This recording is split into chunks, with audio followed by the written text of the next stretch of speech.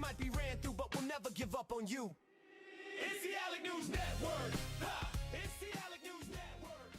It's the Alec News Network. Ha! It's the Alec News Network. Ha! It's the Alec News Network. Ha! It's the Alec News Network. What? Ha ha ha! Live streaming every week. We got Mush, LOL, Snap, and even CP. Uncovering the news that you don't see. Doing judo and jiu-jitsu is where you'll find me. Traveling the world, meeting these girls, pleading the fifth. You can't cheat this. We might be ran through, but we'll never give up on you. It's the Alec News Network. Ha! It's the Alec News Network. It's the Alec News Network. Ha! It's the Alec News Network. Ha! It's the Alec News Network. Ha! It's the Alec News Network. What? Ha ha ha! Live streaming every week. We got Mush, LOL, Snap, and even CP. Uncovering the news that you don't see. Doing judo and jiu-jitsu is where you'll find me. Traveling the world, meeting these girls, pleading the fifth. You can't cheat this. We might be ran through, but we'll never give up on you. It's the Alec News Network. Ha! It's the Alec News Network. It's the Alec News Network. Ha! It's the Alec News Network. Ha! It's the Alec News Network. Ha! It's the Alec News Network. What up, what up? We back. Live streaming every week. LOL, Snap, and even CP. That you don't see. Where you find me. Meeting these girls, pleading the fifth. Sarah calls this the Ran Through song.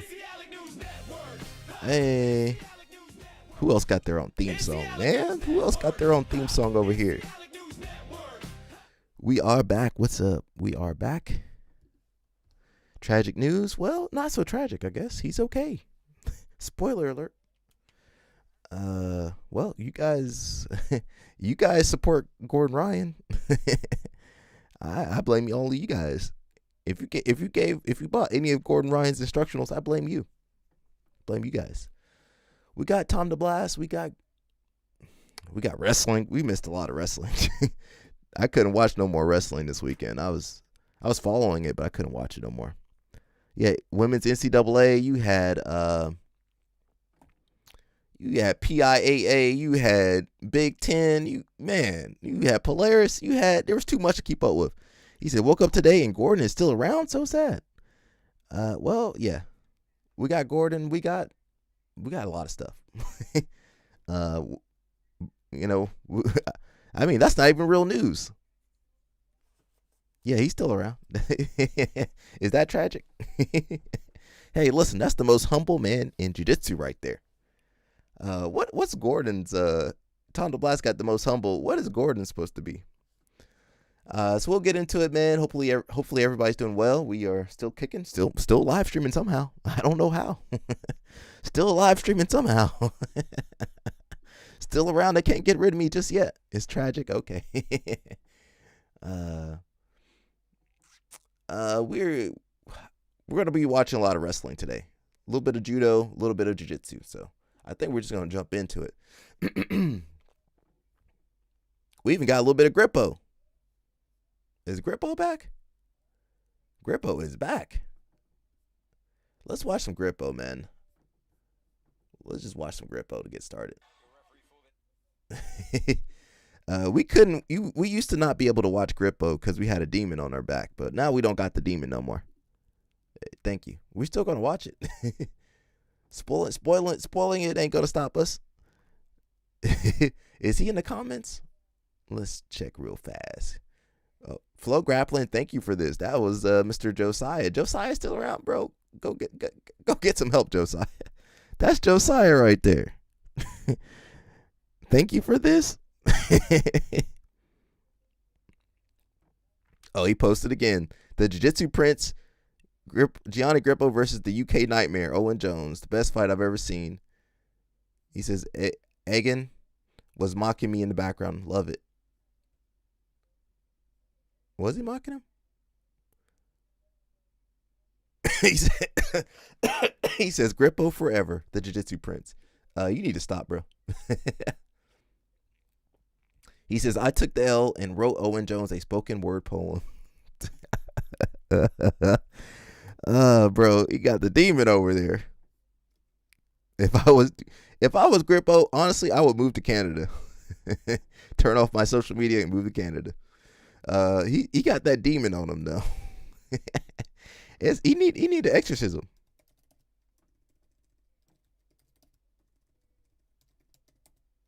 I'm trying to find I don't have a devil on. Where's the devil at?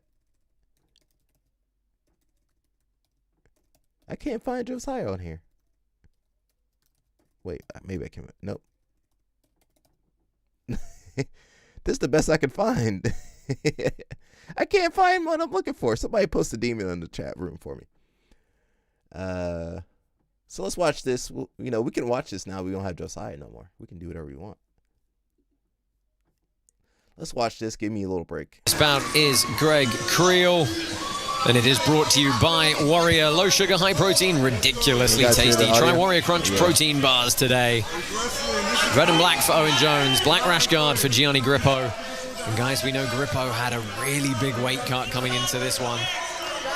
Yeah, I mean, I think Owen was cutting down a little bit as well. I mean, Gianni, I think he cut 8 kilos, so that's a big old weight cut. And obviously, he's just flown in relatively recently, which can have a massive impact on your performance as well. Yeah, Grippo, long time based over in the New York area. Don't rush it. He's just posting. He's just posting for a side. Inside G. When did they start calling Grippo G? Oh, and an arm drag off to the ankle. Let me watch that again. I missed Owen that. Jones, he's going to earn top position early. I missed that part. Let me rewind that. Yeah, arm drag. Grippo, that wasn't a real arm drag. Off to the ankle for Owen Jones. He's going to earn top position early. Hey, listen, home team advantage. Yeah, I mean, stylistically, they actually have relatively similar games. Both like inverting, both have. You fight for these strong leg organizations, I attacks. mean, you can get screwed Right, like easily. I feel like a lot of the matches of Grippo's I've commentated over the years has been him playing this in kind of inverted game, looking to chase the back, chasing coming up. Yeah, and it's a nice matchup from this pass versus sweep type position. Gianni's great at making a connection and off balancing. Owen does some of his best work from the loose passing, and you can see he's trying to get a bit of separation and get into his game here. Yeah, look at a pin and move around. Have these guys Owen's fought very before? good at like capitalizing Haven't on fought before? openings. You know, he's very explosive, and if he sees something, he jumps on it. It makes him very exciting to watch most of the time. Owen Jones only started training jiu-jitsu in 2017. By that point, Gianni had already been a black belt for 4 years. Owen's not a black belt. He's still a brown belt. Getting to the pass there, he managed to get north-south. It was only the shins and knees of Gianni that saved the pass. I mean, you sign up for these tournaments, man. You know, if you get screwed, you get Good job of screwed. getting past these frames. Owen's doing a good job of passing, though. Oh, and he could earn the pass here. Just knees slightly in front of the shoulders for Grippo at the moment. Can Owen Grippo. Jones settle and find his way in front of the hips? But it takes a lot of energy for Grippo. Gianni to stay in this position. Yeah, this is The the Prince of most tiring Jiu-Jitsu. type of passing to defend. Yeah, and you see that. What's wrong with Owen's Josiah? Slowly getting further wrong past, with getting that those man? hips towards the floor. Yeah, the north-south. Beautiful head position, yes. Other side now. Yeah, Nice look, passing. really dynamic, side to side. Grippo's going to have to keep going and going, and it's one of those passing systems where you think just eventually one bit of retention doesn't happen. Yeah, I mean, Gianni needs to get him into some kind of tie him up in some way, just to slow Owen down and change the pace. We've seen that in a few of the different matches that we've commentated tonight where someone's been able to do that. Ross Nichols is a good example, pulling his opponent into a slower pace. Grippo's... The problem is Gianni. Honestly, to off-balance I can't Owen, say wants to Grippo has connect Owen's evolved. legs I'm sorry, with his Grippo. legs. But Owen goes head Has down Grippo and evolved? legs away. I can't say So he it's has. so difficult to get that connection that he wants. That might And the just be a other thing is, personal of course, thing. whilst Owen is moving dynamically like this, Gianni's having to defend. It's all just Yeah, it might just be a points on the personal scoreboard take for, of for mine, being but the yeah. one You initiating gotta the evolve, action. man. These Owen kids too good to Jones. play the same style. It shows how valuable even like a slight wrestling advantage is, because even if Gianni wants But to be Grippo on never top, had, you really know, he it's going kind to be of difficult for him to out-wrestle Owen.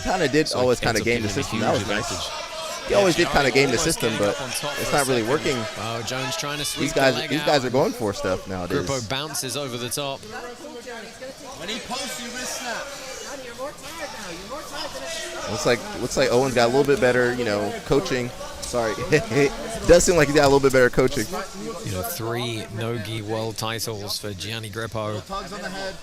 all the way back to 2018. Owen trying to hook up that He's getting these takedowns Picks up the too leg. easily What can he too. do with it though? He's giving these takedowns Grippo up fights a little that too head easily. position, trying to split the grip. So he bounces or drives the leg back to the ground. Jones tries to run the pipe. He does. And that Kimura never helps, Still man. gonna come up I on swear top, to God. Yeah, it was a nice That counter Kimura, from he needed Gianni, to put setting that Kimura away. grip. Just Owen did a great job of stabilizing on top. Owen Jones looking like Kennedy Blades. Nah, Johnny don't needs to insult try and Kennedy make use Blades of like this that. connection that he has now, 'cause he's We like Kennedy struggled to Blades make over here. that Don't insult connection her for like most of the that. first round. Yeah, Owen trying to get into, Gianni trying to get into She's the weight. good. You see Owen just frame Sorry, Owen. that far leg away. Makes it difficult for Gianni to get to the solid connection. Are you saying Grippo make him look like? Ideally, Yeah, Gianni wants to don't bring slide that Kennedy left Blades leg into over this the knee. for these guys. Now this is much better for Gianni. He's setting to the footlock position. He's got a little foot He's lock, only got but 15 Owen's seconds kind of left to work in this it's not first gonna round. work. It's been a high pace as we expect from elite featherweights. I don't feel like Gianni's evolved. That's how I feel. He might have maximized his game. Well, first 5 minutes in the books. Back to the corners. They People can say the same thing about me though, but I feel like I've The most evolved. want to do, so it tells me that he wasn't happy with how Yeah. the match was playing out from there. So will he have a different strategy now, starting the second round? We'll see if his fight IQ pays dividends here as they go to work on the feet now. I feel like modern featherweight, 45, 40, Nice, Owen almost catching that 66 leg kg, again. you need some wrestling nowadays. Look at the competition. Oliveira, there you go, Dorian Oliveira's, DeAndre Corby, Gavin Corby. You got to be able to A lot of wrestle hand these guys fighting, a lot nowadays. of head-to-head clashing here. You were looking at Jones does a good job call me moving him up. around by the tricep. Don't call me up. Yeah, Close to the edge of the mat. It's tough to want to execute a shot, though, so our referee resets them to the let's center. see. Okay, he's going back. Gianni's sitting down again. Probably means that he wasn't too happy on the feet. He definitely wasn't really able to get Don't anything feel like off. the guard's really working for him. OJ, mix in some leg press. Mix in the cheap leg press. Owen straight into his loose passing game again. Yeah, Gianni getting a better connection in towards the legs now. A little bit of key master. Be ready to circle over the head. Be ready to circle over the head. Beautiful. I don't know if ecological is working. I don't think Again, ecological is Grippo helping. going to this. Ecological can't solidify Yeah, a he's position. getting a Almost better weighted connection in the position. leg. Yeah, he's got hit now. He did this at the end of the last round. And you see him intentionally switching off, but this time Owen's a bit wiser to it. Grippo, no. Let me rewind that. Grippo. was Bad weighted connection in the position. leg. I Yeah, don't he's know what got to hit say. now. He just left his He did this at the end of the last underhook round. there. Look, And you see him intentionally switching off, but this time Owen's a bit wiser to he it. left that arm out. Yeah. And almost getting Dang. past. Dang. That was a good attack by Owen Jones. Grippo That was a looking good to hit attack. Shiker out. Oh, that's Good tight. attack. That He's on is it too. tight. He lost it, but Oh, he lost it. I It's thought fine. Gianni tapped for a Yeah, second it's there. still not out of it yet. I thought I saw a tap as well. Yeah, and now Owen into 50-50. Owen has some really nice entries into reverse close guard from this submission. position. Close guard. You see Gianni trying to sit his hip down heavy. That's preventing Owen from getting to that The thing is, position. he's wasting the clock. You need to move, Grippo. He's like, okay, I got you. But listen, bro, you can't win. You can't win by sitting on top of 50-50. You can't win. So Grippo You're not going to beat taking a his time UK here athlete in Polaris hanging out 50-50. in this position. Jones looking to go underneath. He's like, I got Yeah, this. Gianni trying to free up Maybe his he should've leg into listened. a better position. But Owen's still out the back. So far, Owen had the only really good submission attempt. Now Gianni trying to scoop under those legs. If he can stack them forwards, then he can get out of the position. But Owen's into that position now.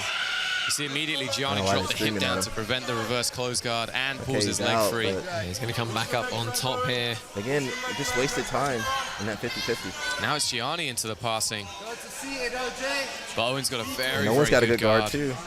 Yeah, first time we're seeing Grippo really on top against the guard of Owen Jones. Yeah, you see him just trying to get in tight and just keep passing that leg away. He's using those arms, trying to get close. It looks like Owen might have slowed down a little bit. Well, he knew This it is was up. definitely the best position. He knew he Gianni's did had enough throughout the match for that so far. round. It's tough, though, because that armbar position was very, very close. And without something significant, you're going to see Owen Jones probably go 2 rounds up here. Yeah. 50 I don't know if he won the second. This is where Gianni does his best work, stacking the hips. If he can get that top leg dragged across his body, Grippo's got to be able to push. Finishes. Yeah, he's trying to like, drag it he here. should have been able to pass to the opposite side. I know Owen's got a good guard, but he needed to force a pass or something. Doing a good job of keeping his Darce, hips mobile. something like that. Yeah, big frames. Oh, what's he saying? As well. Grippo looking to move around. Yeah, Owen trying to invert underneath towards the legs. What was he Gianni saying? I can't defending hear. again. You're looking good, Owen. Owen, you have to off balance before you enter. Into the final 20 seconds. I can hear him coaching Owen back in here. Stabilize, get his hands to mat. Owen entering into the waiter now. So Grippo, you can't win like this, Only man. 10 You can't beat a seconds. UK athlete in UK unless you take it to him. Identify the opportunities. Oh, tries to shoot the legs through. Yeah, he There, is you into should have this been able to reverse pass. close You guard should have been able to position pass. almost, though. Well, time expires. We're going to get left to No come clue, in but this he was one to doing the find same out who Josiah is gonna imitation he be did on our most video. featherweight What did he do? champion. What episode was that? I need to find it. 5 more minutes, Owen. 5 more minutes, Owen. Oh. Gianni immediately sitting down. That's interesting because like Owen's had a lot of success of passing Gianni's guard. nice. Now Gianni's standing up. Nice. Yeah, looking to go to the back potentially, but That was a nice little sequence there. he dude. turned top position quickly. But he keeps Yeah, getting in these might try to positions roll where it's through. not solidified, Owen now in on legs the legs. exposed, 50-50. You can't win. You can't win in those positions. Against submission only rule set, right? If you don't win the round, you lose, man.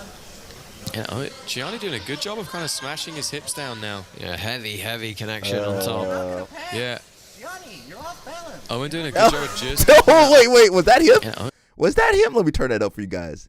Gianni, you're up. Is that him? Was that what? That's what you were saying. The imitation. Let me listen.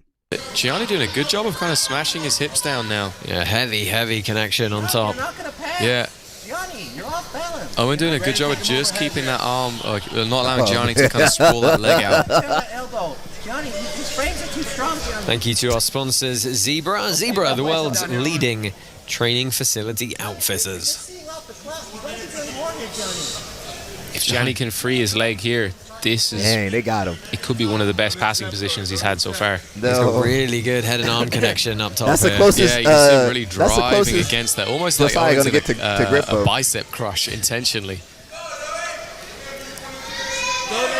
Owen seems to be just holding on here.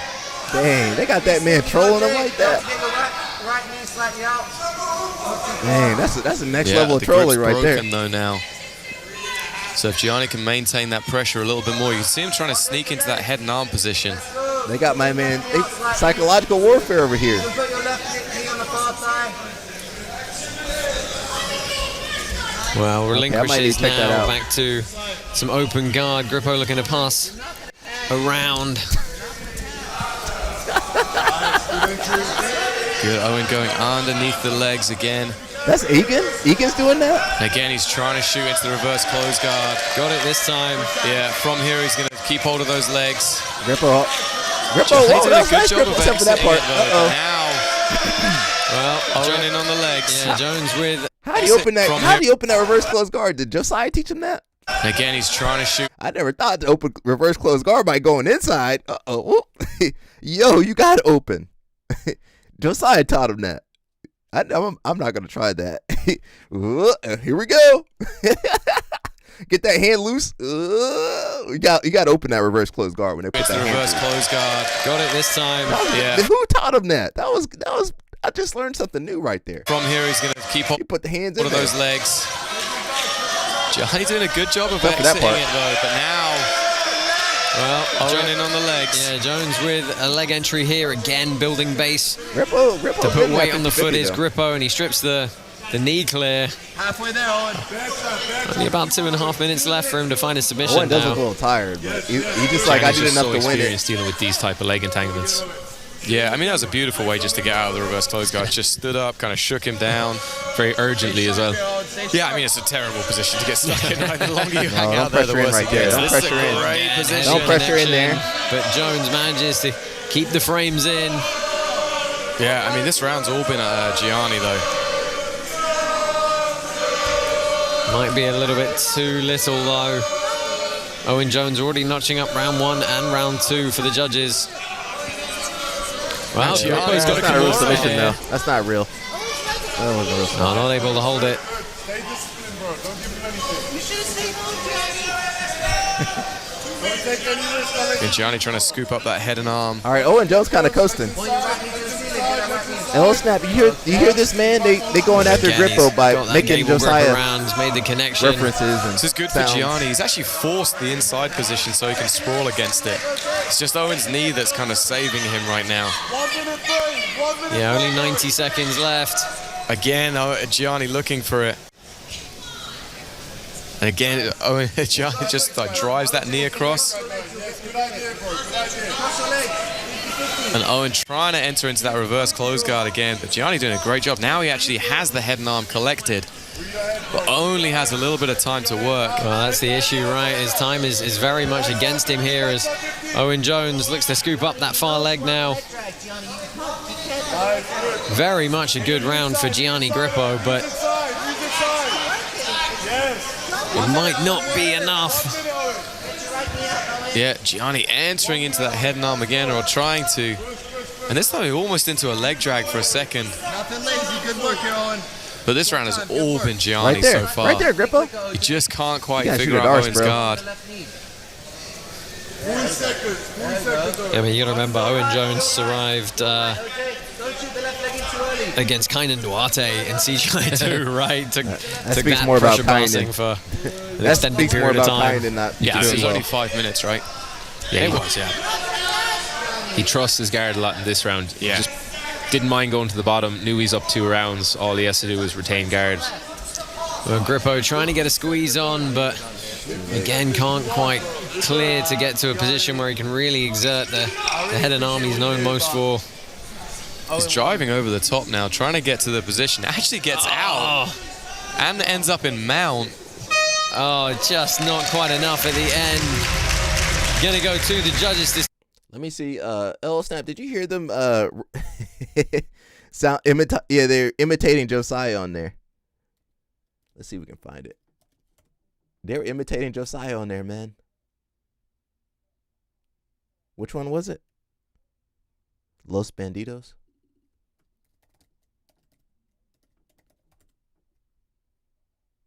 Okay. The most recent one? This one? Look. Johnny's gonna win it. Owen, no disrespect to you, Owen. No disrespect to you at all, but Johnny had one of the best music videos of all time. Oh, dang. God dang. You hear that, LL Snap? There's Josiah in there. He says, Egan, I don't know how to say his name, has the best impression of me. Let me zoom in so you guys can see that. He has the best impression of me. LMAO. I can't stop laughing. Great video, guys. Good luck to Owen Jones. Hope he knows there's no hard feelings from my end. I'm trying to motivate the kid because I see something in him. Josiah sees himself in him. Not in a good way. Josiah, stop it, bro. Stop. Josiah, you actually hurt Grippo. Josiah, you hurt Grippo. Josiah says, in all seriousness, good luck to Owen Jones and everyone competing at Polaris. The kid is good, and I hope he sees that I'm trying to motivate him with mind games. Josiah, no. You crazy mother. Man, you ain't motivating Grippo. You terrorizing that man. Somebody post a demon in the chat. I thought I had some in here. I need to look for one.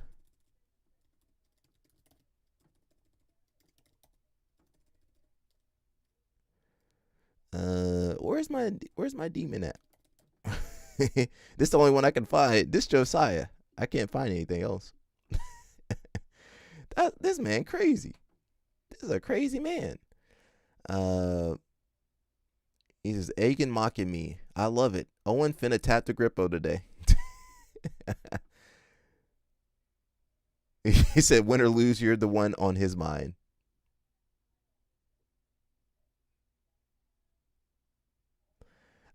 This is crazy, bro. Josiah, they're making fun of you, bro. And Josiah think he helping Grippo. You hindering this man. What I need to know. Where's your Hey, mothers. Yo? Yeah, it is. I just want to hear the. I just want to hear the voice. And then again. like put that on the big screen.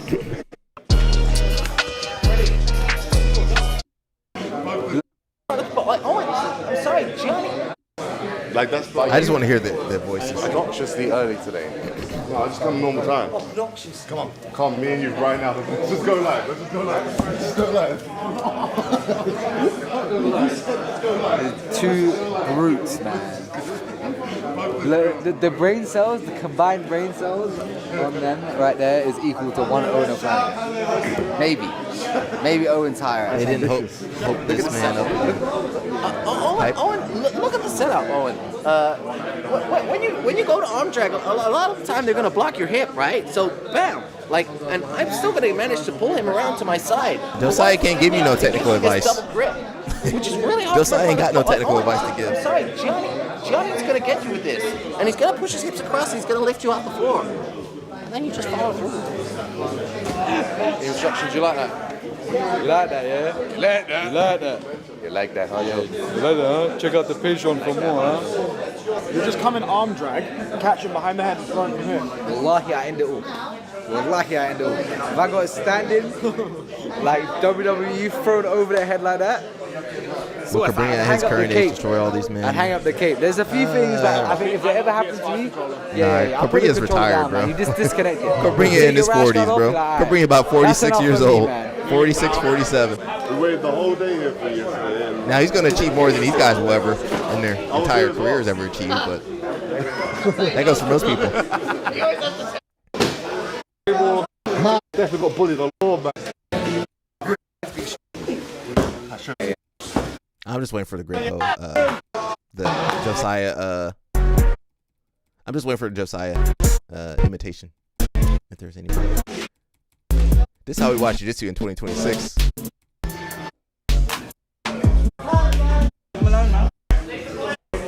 Doesn't matter if you Alrighty, so yeah, I mean, shout out to Josiah. Crazy, that's a crazy guy right there. He can't even shrimp, and it's crazy the jiu-jitsu community knows about this guy. Well, he's good at marketing. He does that guerrilla marketing. He does that guerrilla marketing. Yeah, and Jonathan's going to have to work very, very hard to get this round back. What was that? Oh, I didn't click on that. He works at guerrilla marketing pretty well, you know, spamming everything. To be honest, he is a criminal, though. He does need to be locked up or something. Committed. Tournament was in 1959. It was the YMCA Judo Champ. Says women's judo wasn't allowed at the Olympics until 1988 after martial arts champion Rusty Kana Kogi threatened to sue the International Olympic Committee, an action that helped earn her the nickname the mother of women's judo. So this is her story. If that man shows up to meet and greet, get a bed and emergency room ready for it, he's going to get messed up. Championships in Utica, New York. Women weren't allowed to compete back then. So she went with the men that she was training with just to warm up with them. But then she heard a snap and a loud yell across the mat. It was one of her teammates. Her coach said, "Rusty, I need you to take the place of this teammate. He can't compete. Otherwise, we'll forfeit. But don't let anybody see that you're a woman. Just make it a tie." She was big and strong. She was very androgynous looking. So nobody really knew the difference.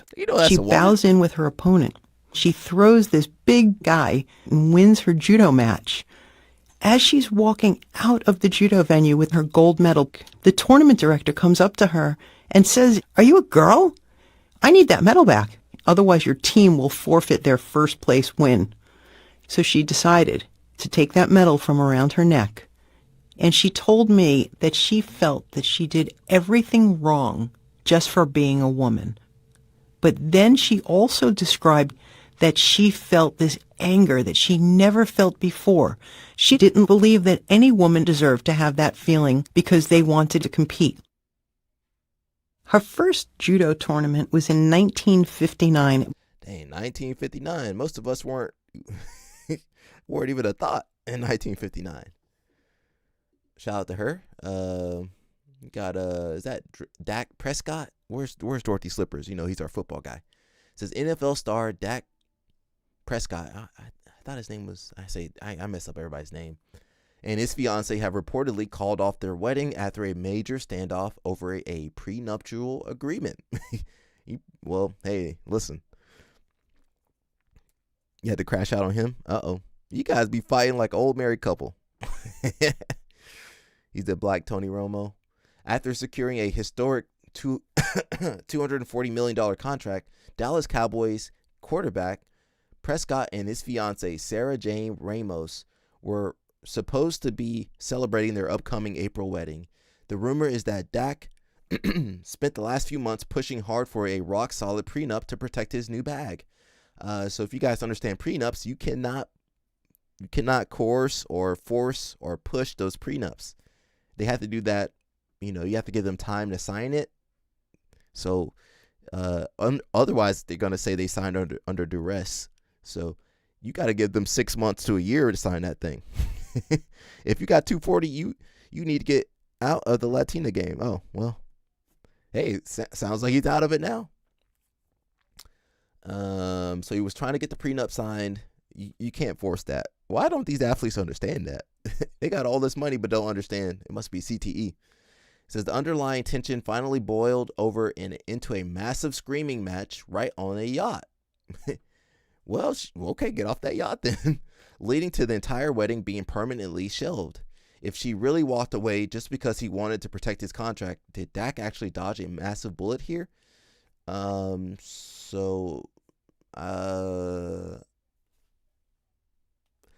mean, she had nothing to really lose and everything to gain. So, I mean, she should have signed a prenup. What am I thinking of? Where's Sarah? Sarah, are you here? My mind was in the gutter right there. Yeah. I mean, that's how it goes with these athletes and these ladies sometimes. It says if you compare his jawline to 5 years ago, it's not CTE, it's HGH in all three PDEs. Well, I mean, he gets paid. That is a massive. Whoa, look at that jaw. Is your jaw supposed to like if my jaw? I have to extend my jaw out to here to get that. It says the forgotten wrestling era of HBCUs. So HBCUs used to have, that's TRT. I don't know what, he's probably on everything. Different programs. 1978, you had Livingston College. Alrighty. North Carolina A&T. Okay. Elizabeth City State University. Was that in New Jersey? Where was that at? I don't know what that was. North Carolina Central University. North Carolina got some good wrestling.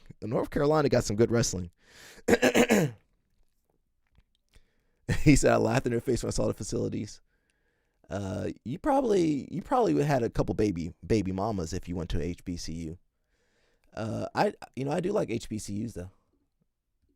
I mean, it don't matter where you had to. LL Snap would have gotten in trouble regardless of where he went. You would have gotten in trouble regardless, man. We got some homies. You guys complain about your training facilities, and look, they outside training judo on a tarp. What's up, Sarah? I was waiting for you.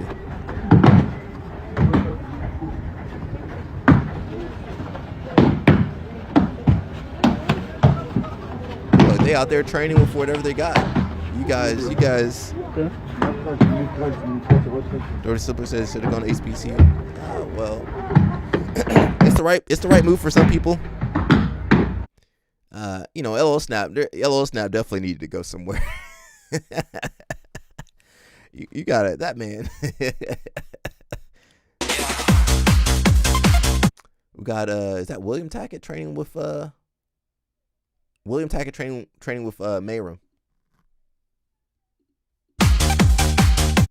Mayram just started doing nogi like last year. So shout out to him.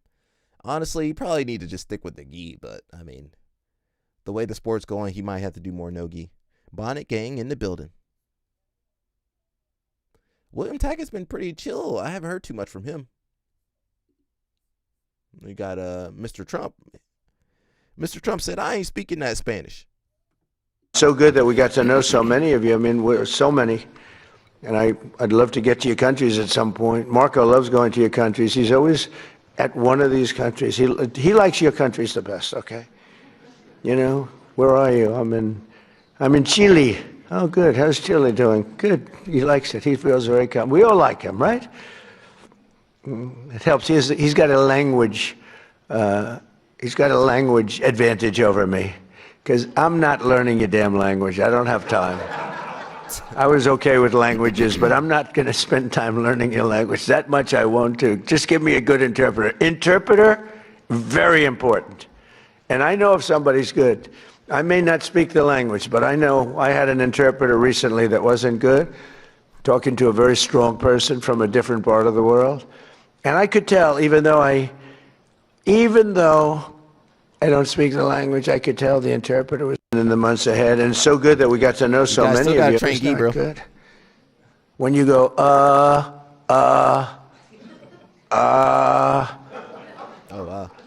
When I give a long, flowing, beautiful sentence, and in this case it was a woman, and she gave it in about 1/4 the time, I said, well, their language may be efficient, but it's not that efficient.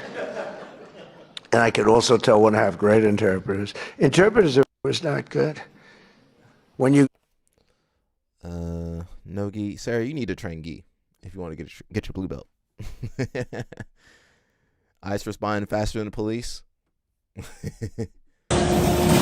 Some of you guys, well, LL Snap don't eat vegetables, but some of you guys eat vegetables like Brussels sprouts. So pretty interesting to see. This is how they're grown.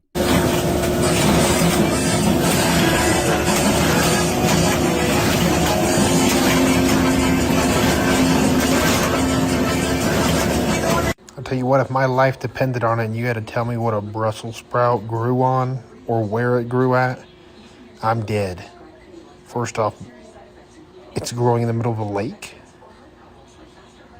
and on a piece of a log. I would have totally expected a bush or a tree, but not this.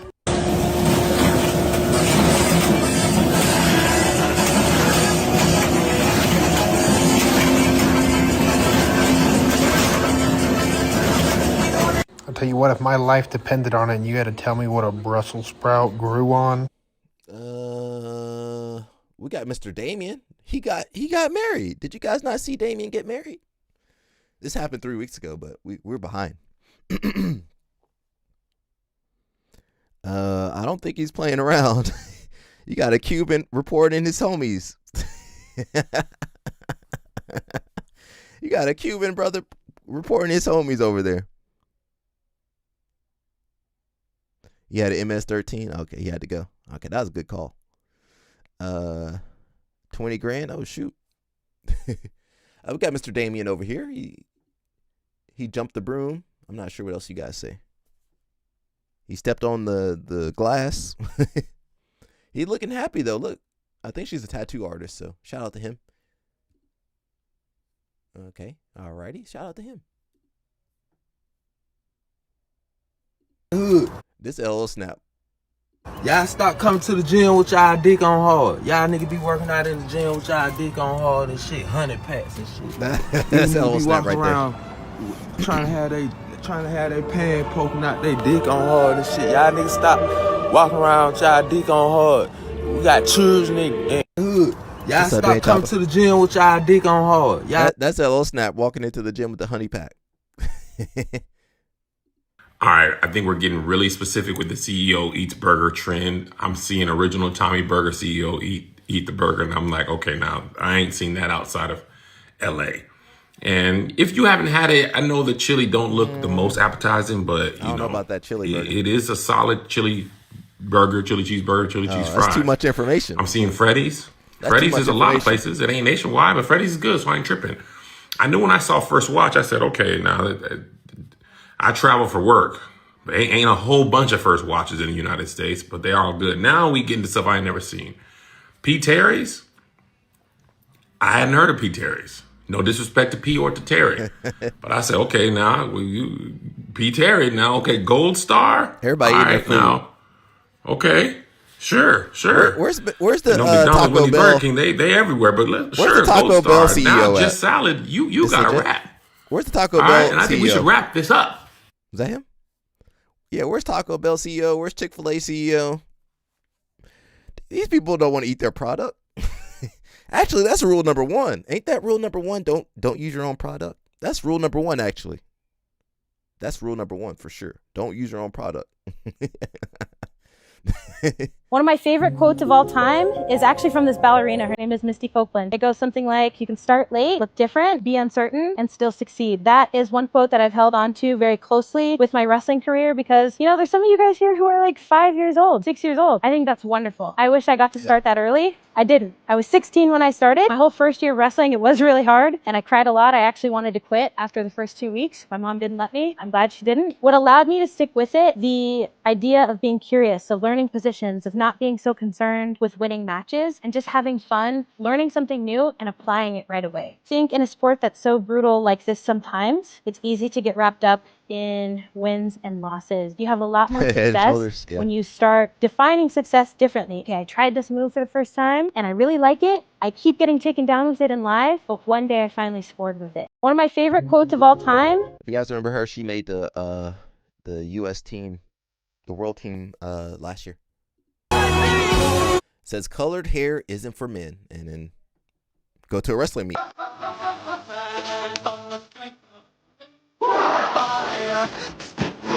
Oh, you guys.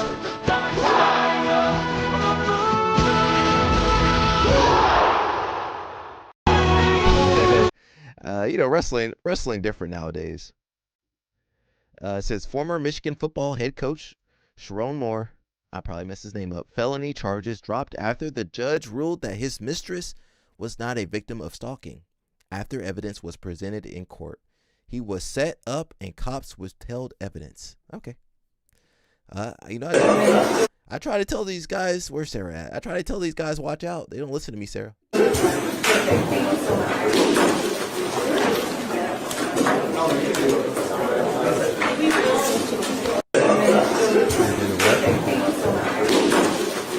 They did it back in your day too?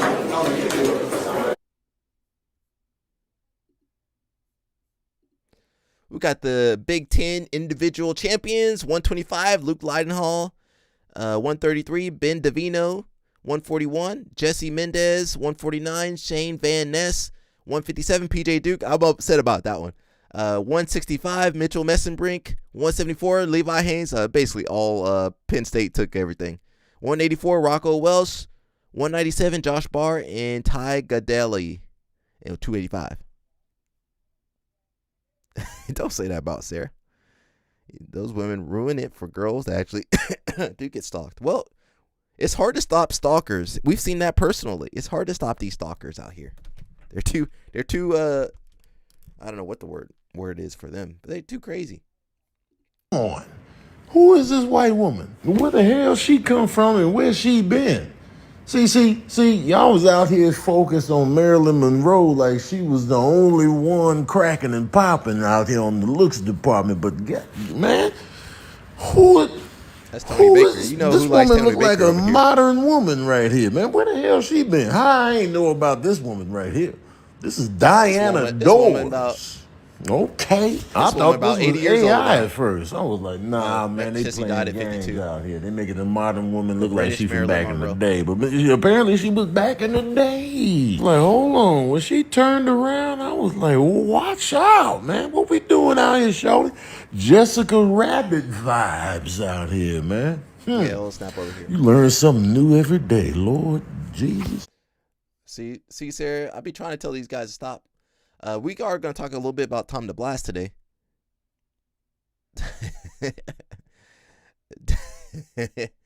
Hey, listen, that's how it was for millennia.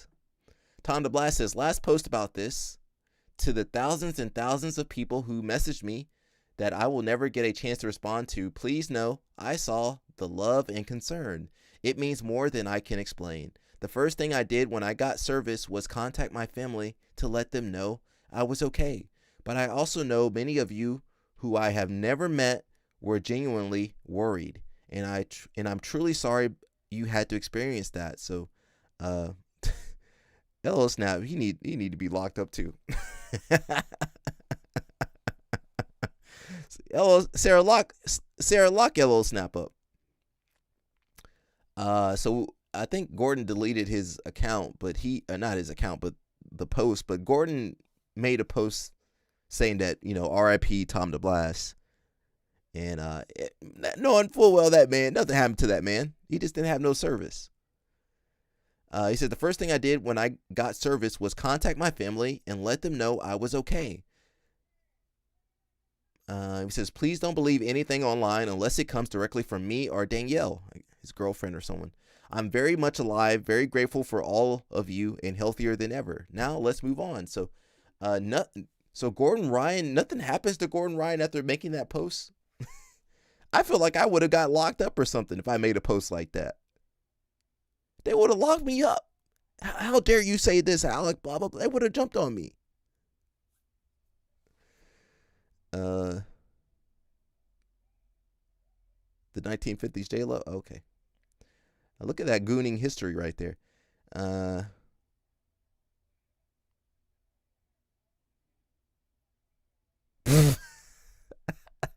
Hello, Snap, you need to be locked up, bro.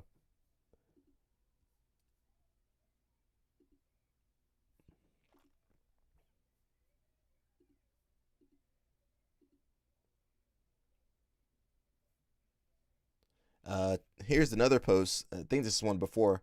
Tom De Blass says, Gordon is swearing to me that he was hacked. Does anybody believe that Gordon Ryan was hacked?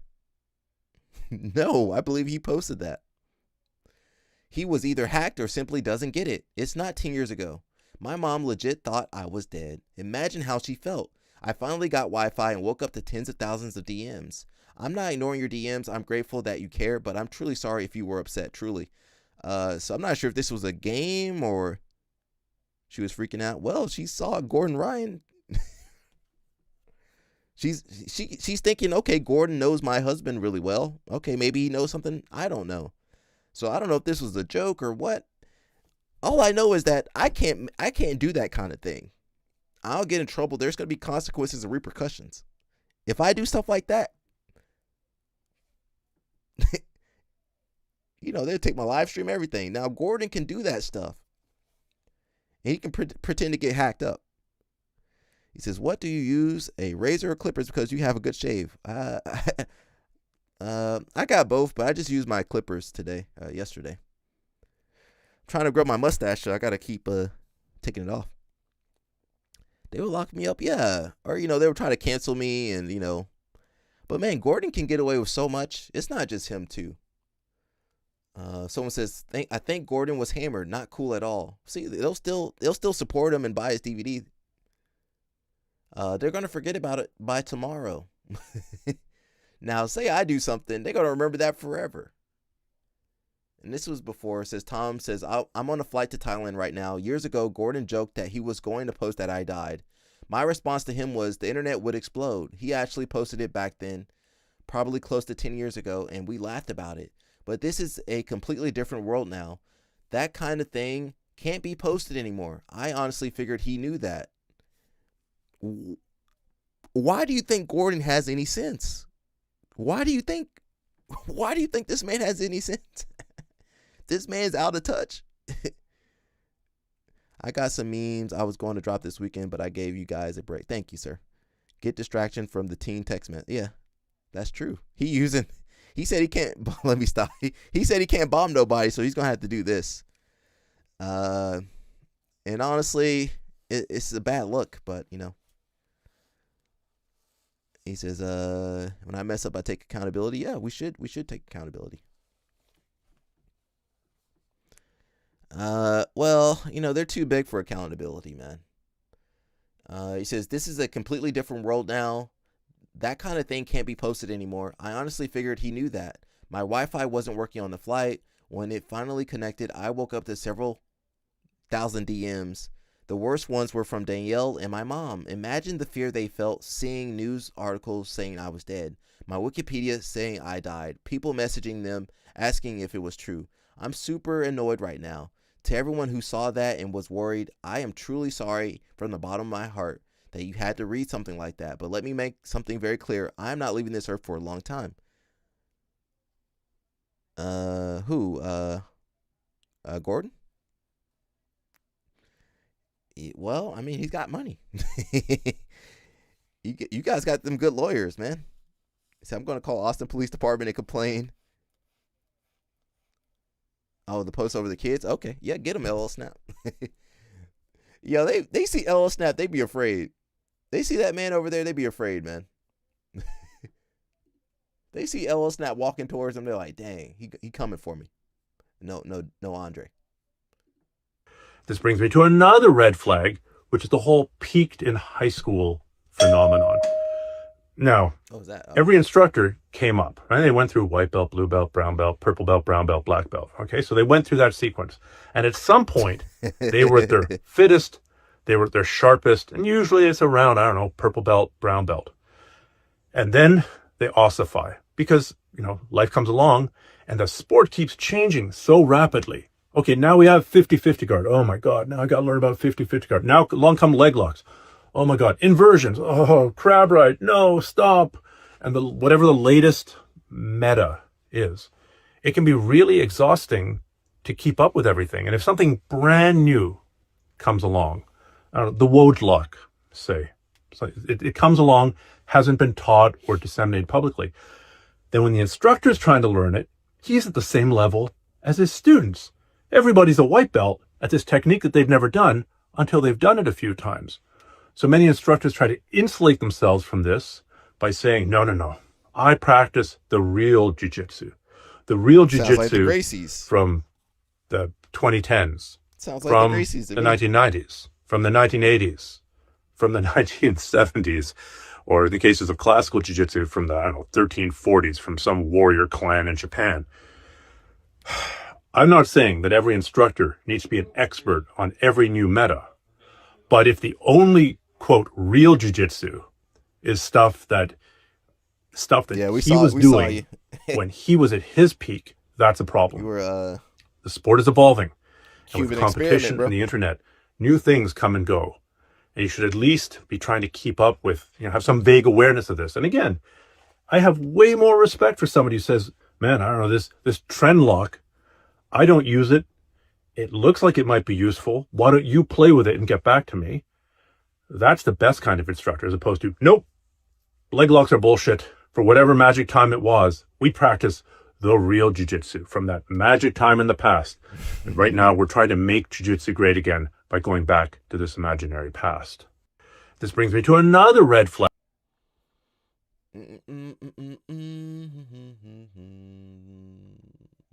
We got Baron Bozo. Let's see what she's doing. She says, first judo tournament in 3 years. Come with me to compete at my first judo tournament in 3 years. I just woke up with the usual sense of dread that I wish I didn't sign up for this tournament. I know it's going to go away as soon as my body wakes up and I feel strong and spry again, but that is a feeling I always wake up with. First things first, I taught my 10:30 and 11:10 kids classes. Then I headed over to the venue where I considered pulling out of the competition again because I was really nervous. But then I realized I signed up to compete because I actually do like competing. My first match was with this yellow belt where I got a nice cross grip and over the back grip for the sumigaishi. Bang. My second match was quite tough. I had to hit the seio a few times to finish the match. Isn't this an amazing view of the rough? My third match was against this brown belt where I hit this rolling bow and arrow choke. All right, bro. But apparently you're not allowed to do submissions if one of you is not a brown belt. So instead I hit this Ochitu Seonagi. Bang. Even though judo isn't my main sport, I still find a lot of value in competing and putting myself under pressure. I always like to say that I want to be about it, not just talk about it. Come with me to She got to get her strength up, bro. Super excited to announce that I have just launched my online school community. All right, now, There's going to be a ton of benefits to this program. We're going to have personalized one-on-one coaching. My man got to pay that. He got to pay that mortgage. Oh, well, they ain't chopping PA. Well, you got some good weather over there, Danny Chopper? They went through a lot of winter this year. My man got to pay. He got to pay that mortgage now. Sign up now. Full curriculum from beginner to advanced, step by step, walking you through what you should do to improve your training. We're gonna have 24-hour access to questions. Right, you guys can DM me anytime you. 24-hour access? No way. You couldn't pay me to give you people 24-hour access to me. 24 hours? You know how long that is? It's about to be hurricane season here.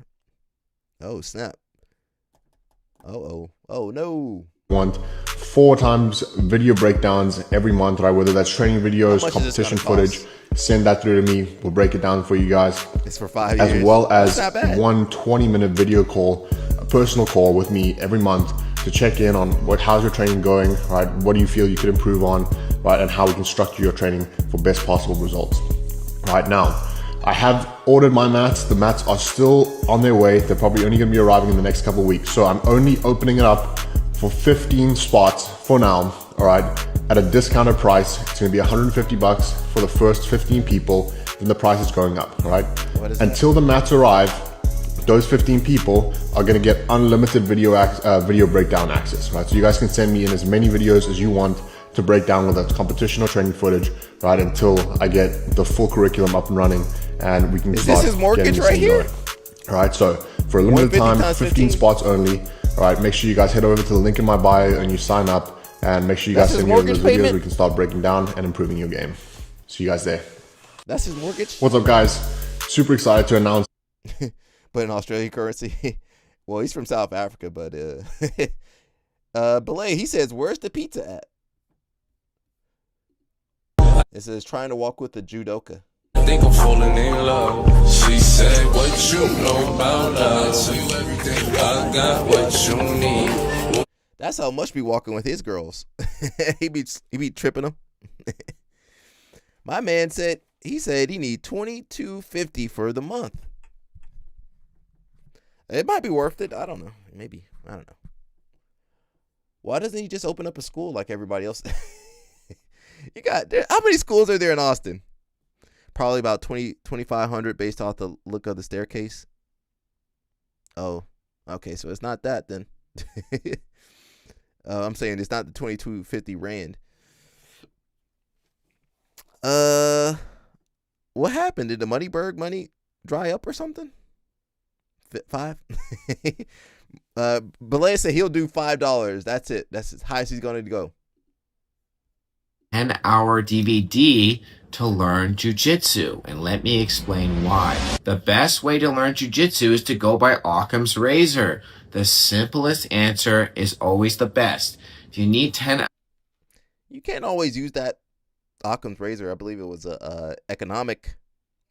Wasn't that economic theory or whatever? You can't always use that though. It sounds cool. But in more complicated models, good luck trying to apply that. Hours to explain anything, really, you just don't understand what's going on. You're pretending that you do. I like to learn in concept. So what is a concept? If I push you, for example, you're going to push me back. He's got a program Whether too. It's striking or wrestling or jiu-jitsu, it's only natural, right? You're going to push me back. And you can apply it to more than just jiu-jitsu because grappling in combat sports is universal. So this is what my conceptual learning series is all about. I have a new video about wrestling, and I can guarantee you it's going to change your wrestling game forever. It's going to provide you the fundamental framework that you need to be good at wrestling, especially for jiu-jitsu. It's only 5 minutes long. You don't need 10 hours to learn anything. If you need 10 hours to explain something, again, you just don't get it. So it's only $10, guys. You get access to 200 plus videos, Q&A from me, and the conceptual learning series. $10, right? $10 versus $300 for a 10-hour DVD where you're only going to remember like 5 things, right? So 5 minutes versus 10 hours. Understand time is money. Okay, don't waste your time. 5 minutes, it will change your wrestling game forever. I can guarantee you that. Okay, so just check it out. It's $10. I mean, you spent $10 eating a Big Mac last week. So $10 to change your game forever. Think about it, guys. Think about it. Well, he don't live in South Africa, Dorothy Slippers. He don't live in South Africa. He live in Texas, Austin, Texas. So yeah, I respect the grind. Everybody's got their course and stuff like that. What I think, people don't do what I would do. Like, the only person that kind of did something similar to me was John Thomas. So we put as much content as you can, grow your brand that way, and then I think that's how you bring value to people. But a lot of guys are going the Patreon route, which is cool too. But I feel like you need to spend some time on YouTube. You need to make like at least 100 videos on YouTube, instructional content. And honestly, you can make more money. You can make more money on YouTube, I think. But nobody wants to do that. He's still in Austin at Kingsway after Isaac. Yeah, well, Isaac's not there. Yeah, well, that's true. You got a good point there, Dorothy Slipper. I probably would leave. I'd probably leave that whole team, but that's me. I wouldn't want to stay there if I knew, like, hey, this stuff is going on or this stuff happened there. But shout out to Max Hansen. He's doing his thing. Gracie Baja, North Charleston says, Happy International Women's Day. Now, I do want to bring up the fact that one of the Gracie Baja affiliates was covering up a story, kind of like how Checkmate was. But shout out to them now. I'm not saying all the Gracie Bajas are bad, but I'll let you be the judge on that. That does look like a good spread, though. Ladies, hey ladies, watch out for your instructor. Watch out for your instructor. Male or female. I do like seeing the ladies training, though. That's good. It's crazy. The most dangerous person is the jiu-jitsu instructor. The jiu-jitsu instructor is who you got to defend against. You got to defend yourself against the jiu-jitsu your professor. All right, now, let me over there to eat some food, though. I'll sneak in there. Alec, what you doing over here? I'm trying to get a plate, honestly. Make me a plate. Save me some of that fruit, maybe a couple wraps, and that little whatever that little salmon dish looking thing was. That spread looked good though. Cons to what we do. Obviously, there's cons to everything. See, look, Sarah. So one con that I never thought about that I've been talking about recently was like, what if they're not very creative? This methodology requires you to be creative in your problem solving. And if you're not creative, it can be very difficult. And so I've learned I have to be more hands-on with the people that just are not making the task happen. And then the second con I find is that for either someone who's maybe a little bit out of shape or older, it's a very hard introduction to jiu-jitsu. And so there is some balance there, less time, less variability, less dynamic movements, make the round shorter, more explanation. Take them to the side. Partner selection is a big deal. It is exhausting. It is, no doubt. But the amount of work you can do, I think, is so much more productive. And, it's funny that so many people argue that this doesn't happen. I see it in every school where it's like drill 30 minutes, roll 30 minutes, drill 40 minutes, roll 20 minutes. And it's always like that. Or warm up 20 minutes, technique 20 minutes. And I'm just saying, it just feels like a more condensed package. It probably did. But yeah, I agree with you. They're rolling with an intention is significantly more exhausting than just free rolling with no intention, than just like playing the game. Trying to hold someone down or not let them move with a specific goal in mind is so much harder than just going throughout the roll and moving to positions. And yeah. I don't think that ecological is working, man. Look at Grippo. Okay, we did talk about that. Look at Gordon over there. We got Sarah Hildebrandt with my man, Mr. Jordan Burroughs. What's up, Sarah? Sarah got herself not this Sarah. That Sarah got herself a brother. Click on that. She said she got herself some chocolate too. You think? She got herself a brother. Look, that should be me though. Should be me, Sarah. Not Sarah here. This Sarah, Olympian Sarah. He says you need the drill and you need the roll. Well, listen, people don't want to do that no more. They want to get to the good stuff. They don't want to. They want to move. They don't want to drill no more. They want to do positional, and they want to sit out when it's time to roll. They ready to sit out. Anyway, this should be me. That you know my should be me. Dang, I do need me. I do need a Olympian though. That should be me. Okay, now I'm not gonna do all that now. Otto's Athletes Walkout theme song needs to be Moni Moan by Tommy Jane. Oh, I didn't know that song. L Snap said he'd be drilling. People don't want to do that no more, bro. They ain't got time for that no more. We got Mr. Mr. Renee. He over there at Penn State. Watch out. Watch out for Strachey. What's up, guys? From Mats to Markets, episode 1.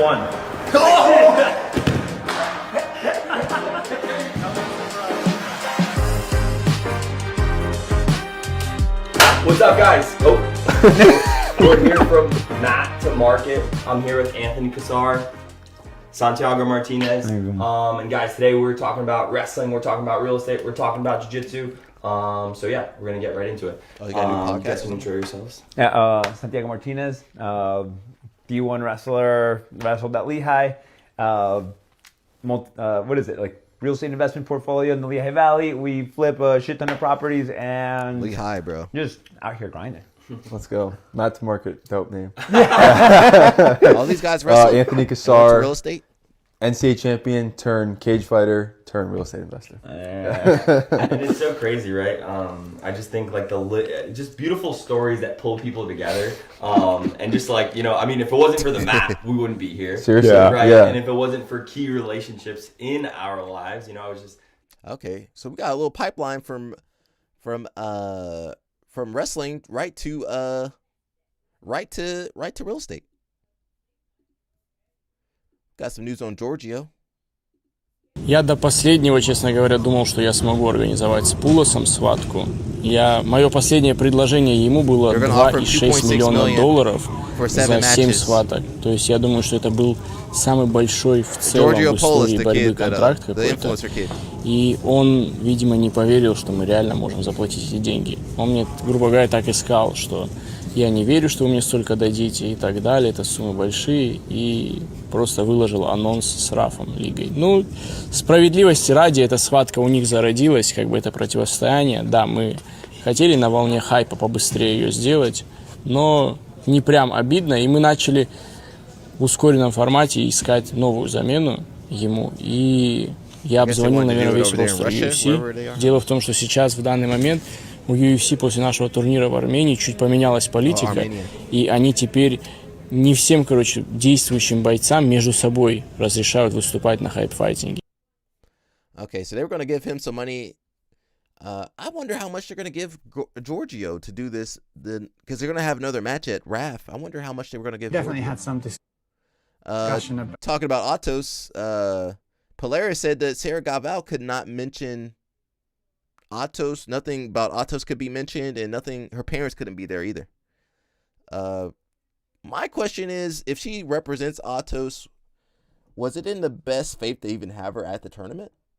I'm not saying she didn't, she didn't assault anybody, but she is the head of that organization now. So, it's almost better that she wasn't there. I know they said they're gonna have her and probably paid her and stuff. But man, you could have. You know how many athletes they could use without that aren't in trouble. One of my ops here in Houston got knocked out in an MMA fight. Me and Tony celebrate all weekend.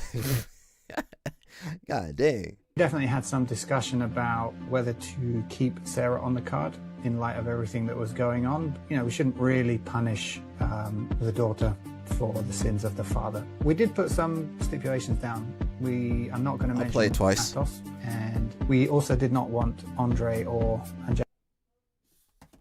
play that again. They kind of cut off on that. Definitely had some discussion about whether to keep Sarah on the card in light of everything that was going on. You know, we shouldn't really punish the daughter for the sins of the father. We did put some stipulations down. We are not going to mention Atos, and we also did not want Andre or Angelica. Okay, so we basically definitely had some discussion about. Says, why didn't they ban Krenelstein from begging the UFC BJJ to save him from Polaris? Guess they couldn't predict such a cringe speech. Oh, I missed that. Krenelstein did a speech. Oh, here it is. All right, guy's got a good guard. He's dangerous. He's cranking on my legs. But listen up here. I had this belt for a while.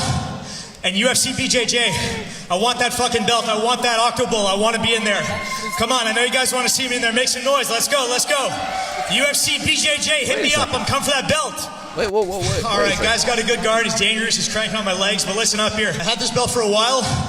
And UFC BJJ, I want that fucking belt. I want that Octobull. I want to be in there. Come on, I know you guys want to see me in there. Make some noise. Let's go, let's go. UFC BJJ, hit me up. I'm coming for that belt. All right, guys got a... I'm not saying she has to pay for her father's sins, but she is the CEO of Atos. So you can't even mention Atos, but you got the CEO of Atos there. I think if they were smart, I would keep her off the card. Why not wait until everything's cleared up to have her back? So there is a double standard there. I'm not saying she should be punished, but she is in charge of Atos. She is in charge of Atos. She should probably be lying low. Well, that's what Mush thinks. I don't think she should be able to fight. I would be like, hey, let's wait for everything to clear up from your team. Honestly, if I was IBJF, I probably would have, maybe suspended their something. I would have done something more serious than just, slap on the wrist. I'm not saying she did anything. Well, they did say she was kind of coercing the other girl, though. They did say that, though, Mush. They said she was coercing the other girl to not speak up. So she's not completely innocent. She wasn't doing the whispering. Yeah, but they're saying she told the other girl not to speak up. They're saying she told the other girl not to speak up. And to me, she represents Atos. She is the CEO of Atos. She's the head instructor of Atos. So I'd be like, hey, it's not my organization. I can't control it. But if it was my organization, hey, Sarah, come back when everything's cleared up. Come back. If whatever happens, come back. You gotta let the heat die down a little bit, Mush. Yo, come back after you guys get everything situated. I like Sarah too, but listen. You could have put somebody else with no issues, no drama in that match. Again, it's not my organization, so they can fight. But if it was my organization, hey Sarah, chill out, go keep your house together. I think she should be forced to change her name and go under something different. I don't know, man. I don't know. I see where Mush is coming from. As an athlete, I do want to see her. But there's how many people are there that could take that opportunity and they don't have any drama? They don't have no allegations. There's a million people. Would you pay her show money for the match? Who, Sarah? For her, she is one of the best girls. She definitely deserves show money. Most of these people deserve show money. You saying would I still pay her and not have her fight? Yeah, I will give her something. I don't know. I'll give her a little bit. All right, Sarah, come back. We'll pay you the show money, and just come back in like 6 months. They banned TLI guys for shows, and that was to me, that's a double standard. Yeah. So guys that didn't have any relation to outside of training. Yeah. So listen, they did that. I'm not saying that's right either. That was wrong too. Yeah, that was wrong. But you saying you wish it would have been different for you?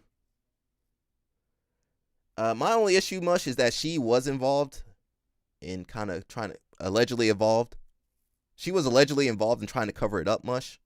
And she is the head of the Atos. She's the figurehead of Atos. So I feel like she need to take care of her house first. If your house is burning down and you over here all over the place, I think you need to worry about. Well, if there was a governing body, they would have suspended. That's what USA Wrestling, USA Judo does. If you have any allegations against you, you get suspension. And was that substantiated? Well, well, if there's an ongoing investigation, I don't think you should be competing if you got an ongoing investigation against your business. So I think I'm not saying Sarah, did anything, but she is a part of Atos. She's the leader of Atos. Atos being investigated. I would not have her on my show. I'm like, hey Sarah, I'm sorry, we love you, but you're gonna have to clear this up. I understand Mush has a different perspective, and I respect that. Yeah, but when that start messing with your money, I'm sorry, Sarah. Mush gonna look at that. Oh, whoa, it's affecting our money. Sarah, you gotta go.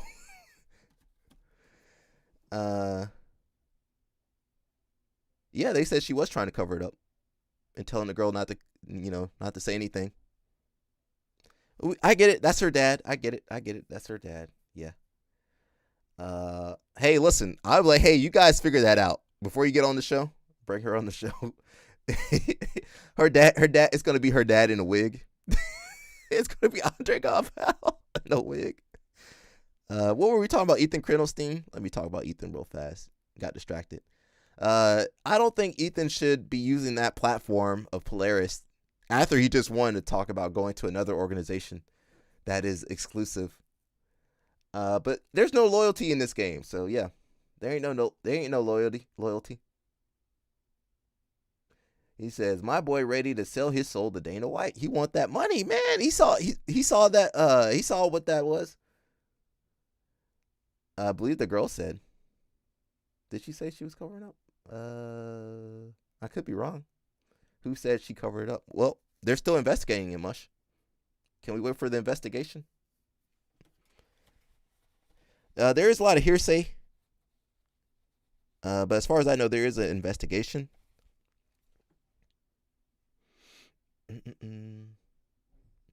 But she is tied to it, though.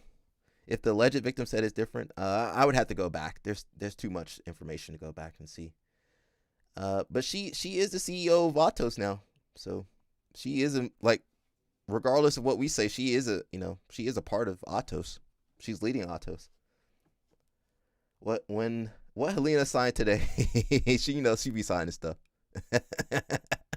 Helena be signing. I don't know what she be signing. This is when we do judo as masters athletes. Whoa, wait.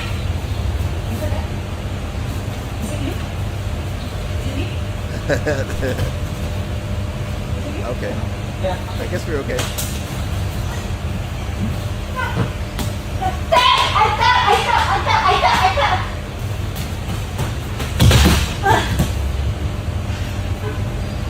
She done for.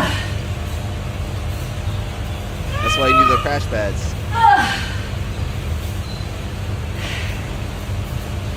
Okay, let's go. Let's see if Helena signed anything. We gotta watch some wrestling content in a little bit. Let's see. Helena, what did you say? She be signing stuff. I don't know why LL Snap be feuding with Helena. He says she likes it, but I don't know.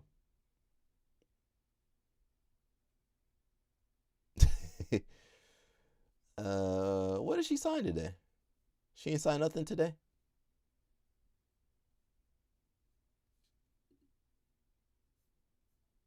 That's 1 week ago. 1 week ago. It goes around the world. Helena, you didn't sign nothing? Where her post? LL Snap, she took her post down because of you. LL Snap, she took all her. LL Snap, you got that girl to take her post down. Helena, get back to signing stuff. Atención España. She didn't sign it. LL Snap, she took all her posts down. The dad from Chicago. Oh, with the kid. Helena, where are you signing? She done took all her posts down, LL Snap, because of you. Helena! LL Snap, you roasted her too much. She took all the signing videos down. She ain't got no signing videos. Hey guys, this weekend it's you. She done took it all down because of you. Wait, there's one. There's one right there. Hey guys, I just signed a contract with One Chamber. We found one, Helena. She done took all the posts down because of you, LL Snap. See, LL Snap, you gotta calm down. You taking all the good content away. When you roast them up, they take all the good content I need away. She be signing stuff. I hope she reads her contracts though. She don't even look at that contract. And you guys wonder why you be getting screwed over. Helena.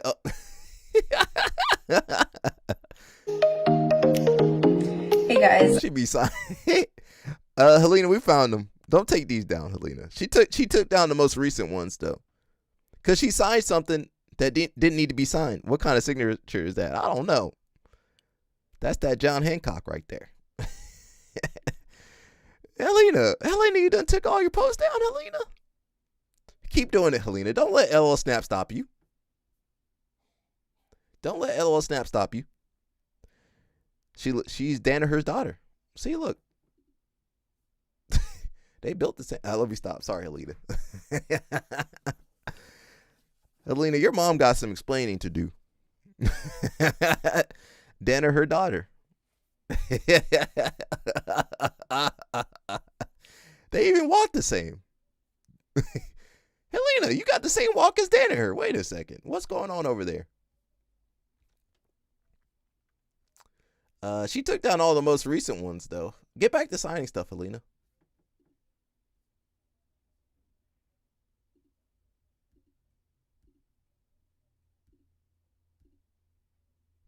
Uh-oh. She says, back home to Texas. Uh-oh.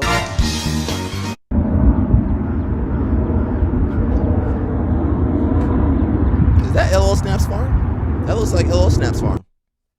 That looks like LL Snap's farm right there.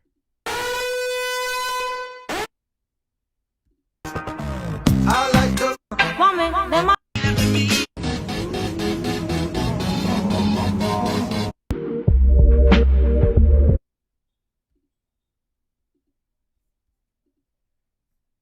Her mom nice lady. Okay. Heinz has introduced a Heinz remix machine that lets you create your own sauces, like the Coca-Cola remix for sodas, but for sauce. It comes with some built-in sauces, but he finna show you how to make your own. We like to build our own flavors. All right, my favorite flavor is ketchup, and then I'm gonna add bacon and jalapeno to my mix. And so once you build your flavors, you can add up to 2. You're gonna say mix my sauce, and it's gonna tell you to place an empty cup right below. Diabetes, yep. And then you're gonna click now start I'm mixing. Play around with and that, though. Here it goes. I like those soda machines because get the sugar free.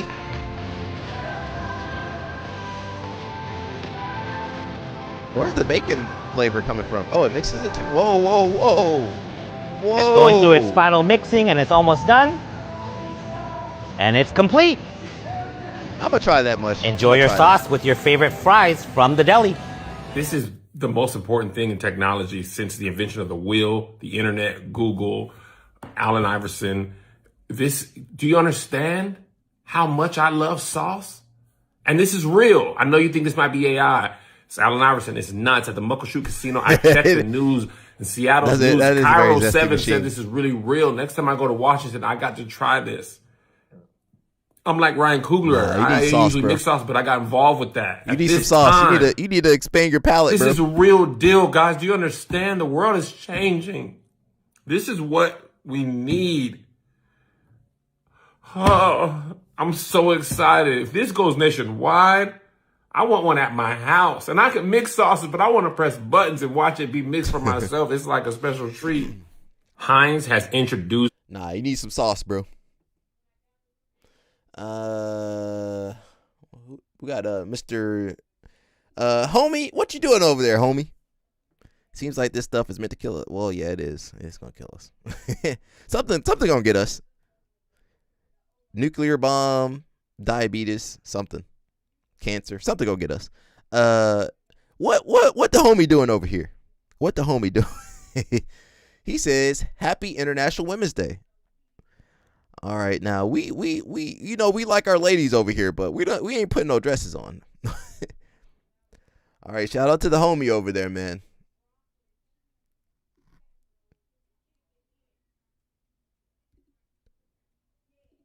Craig. He wearing that makeup though. he wearing that lipstick and makeup. He said, I took that picture and made a meme of it. I put him in drag queen movie with RuPaul. Oh yeah, what happened? Whatever happened to RuPaul?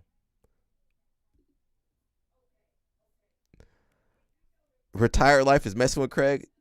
Yeah. It says judo versus judo. Jiu-jitsu versus jiu-jitsu. Look at the posture. That's what they're making fun of. Jiu-jitsu versus judo. Ah. Why they slap us like that? Why they slapping us like that?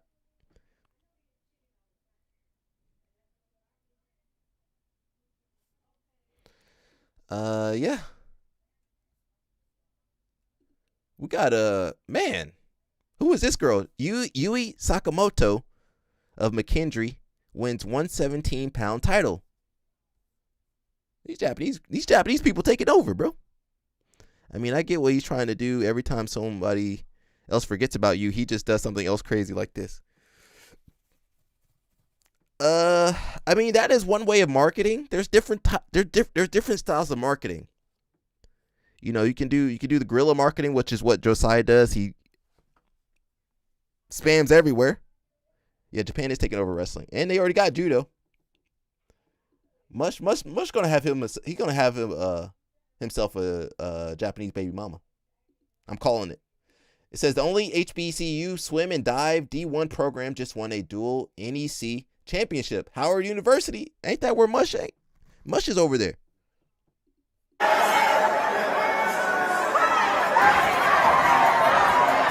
That's supposed to be a shame if he did that. That's so.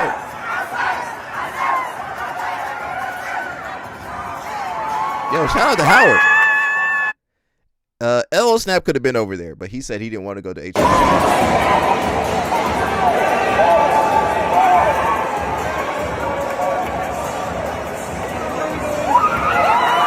Nah, it's all good.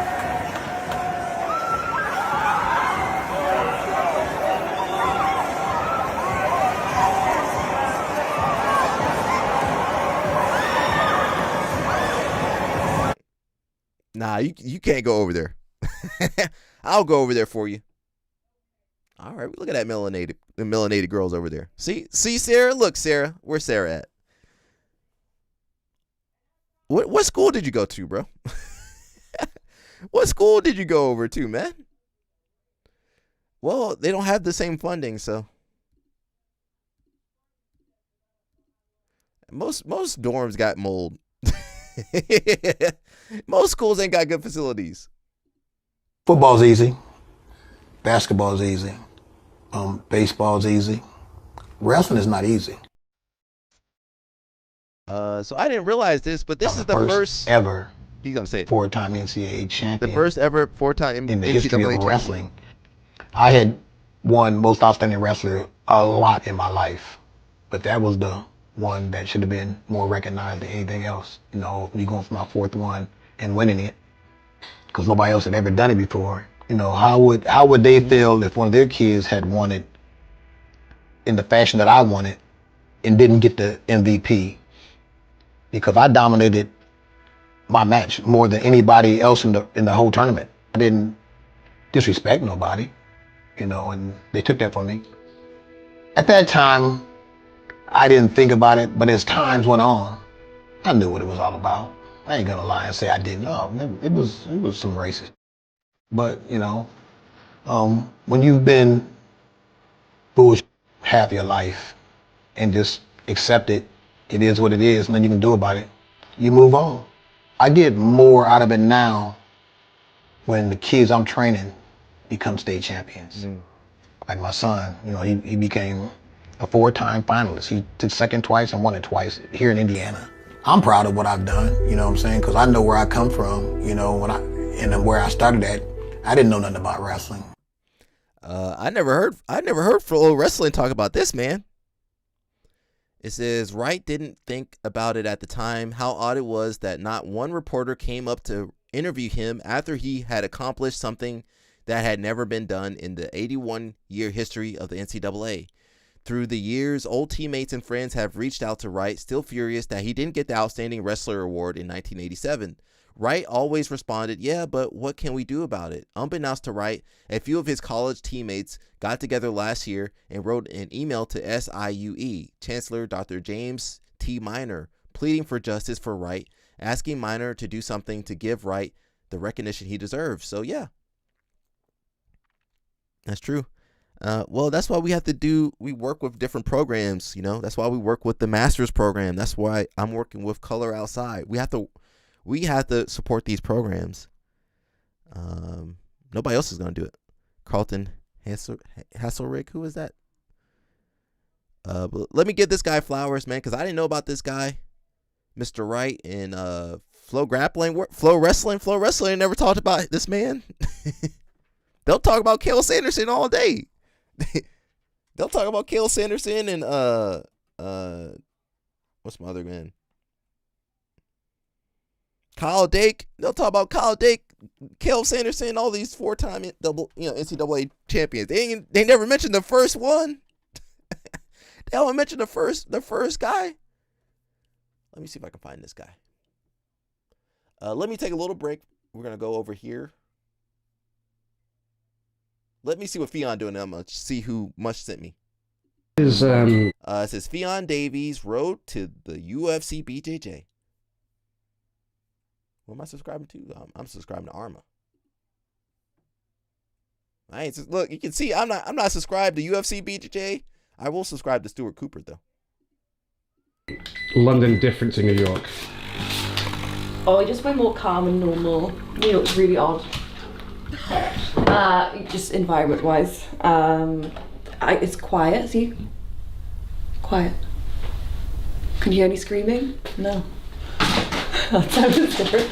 And then and also you can hear fox riding in the garden, but like other than that, it's really quiet. They're not people screaming, so that's good.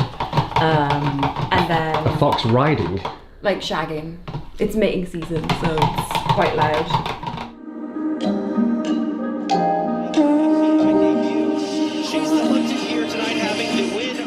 I have UFC BJJ 6, I believe it is, against Cassia Mora. It's going to be for the bantamweight title, and that will be March 12th. People get my jokes again now. In America, they didn't get my jokes. Maybe I'm just not funny, I don't know. Oh wow. This is Bridget Jones. I really, what's the word? Resonate with Bridget Jones. Think of that what you will. I'm gonna have Weetabix for breakfast, but it's but there's no protein in it, so I put in this in it. They eat some different things over there, bro. I don't know what they eat over there in UK. Let's skim through the. They not eat nothing good.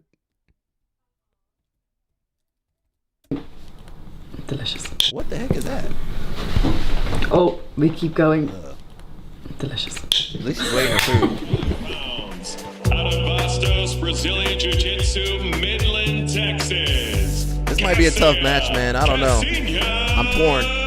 I Nogi Worlds versus Nia. That was Nogi. Obviously, Nia trains here as well, so that was pretty nice to see, so that I could kind of get, more of a reference point as well. I watched her against Sarah as well. I saw her win against Sarah. She's very, very dynamic. She has a style that's very energetic, aggressive, and obviously super technical as well. So I'm expecting a very high pace, which I'm really excited for. I feel like Fionn might retire after this match. She's ready to retire. So my cardio base is good, but obviously my jiu-jitsu cardio is a different thing. But yeah, most of my training will be done here at the gym at Armour, and I'll get all the teenage boys to attack me, basically. This is Polaris belt. Don't put that dirty belt on your bed. What was the last one I did? Don't put them dirty belts on your bed unless you sprayed them down. With Margot. With Margot, that was 61. And then that was when I did 55, I think, against Jazari. And this is where I keep my medals. This box and some books. I'm not sure what that is. Oh, Polaris. Oh, cool. Boogie Twins. Woo. Margot, this one. Ow. Yeah, one day. She's got attention. She's so well-rounded. She's so physical. She's very creative. She's got incredible knee cut passing. When she cuts through your guard, she puts so much fear in. It's in something, you know, I did judo when I was a kid, but I've competed since I was 7 years old or 8 years old. So I thought that you always get nervous, but it's just how you sort of deal with it in terms of like, you kind of like get reps in of the nerves. You get familiar with the feeling of nerves and you learn how to handle it. I do feel like now I've gotten to a really good place with that. I was a little bit worried. I was like, oh, I'm not nervous does better now. And it's not that I'm not like, I think she does better obviously you get the butterflies, but I didn't have like that crazy anxiety anymore the last few times I've fought. I have generally just felt like really calm, excited to fight, which I think is a good place. But yeah, obviously a bit nervous. But yeah, I think it's a lot of the things like putting the practice in as well. I did years of practice. Stuart Cooper's he's done several films, right? Why the heck he got the microphone all dangly like that? He don't got no lav? Come on, man. I thought he did documentaries and stuff. Gotta have the lav mic on there. So you see how it's pointing away from her voice, so it's not gonna get the good audio. This of you make a persona, and that persona is the person that's going out to fight as opposed brother to over me. there. What's up, bro? And then that character is really confident and does all these things that I perceive as like exuding confidence. So you'll take like from inspiration that I'll have British. of people I've watched throughout the years. Two of them for me were like Tommy Langacker, Leandra Lowe, Alton Third with Merrick Valley as well. I love their style and I love that a lot of people want to watch them. Don't you and I love that they look really enthusiastic and excited to go out, and they were kind of scary. Like scary when they're sprinting out to the referee. So I try to like take traits that they were sort of like showing in their matches and then take it on. I don't think it's as expressive as them, but that was like sort of the idea, is that you're playing a character and you're going out to be that character, and that character is confident. And then over the years, when you like thought correct yourself, like when a negative thought comes in and you flip that idea, even if you don't truly believe it, eventually you do start believing it, which I think is just being a bit delusional. But it works really well, and that's what I'd recommend to anyone struggling with nerves. I don't know what she said. I feel like I would be afraid to ride with Fionn. I feel like I would be afraid to ride with Fionn. Like, Fionn, there's a car coming right in front of us. Turn, Fionn, turn!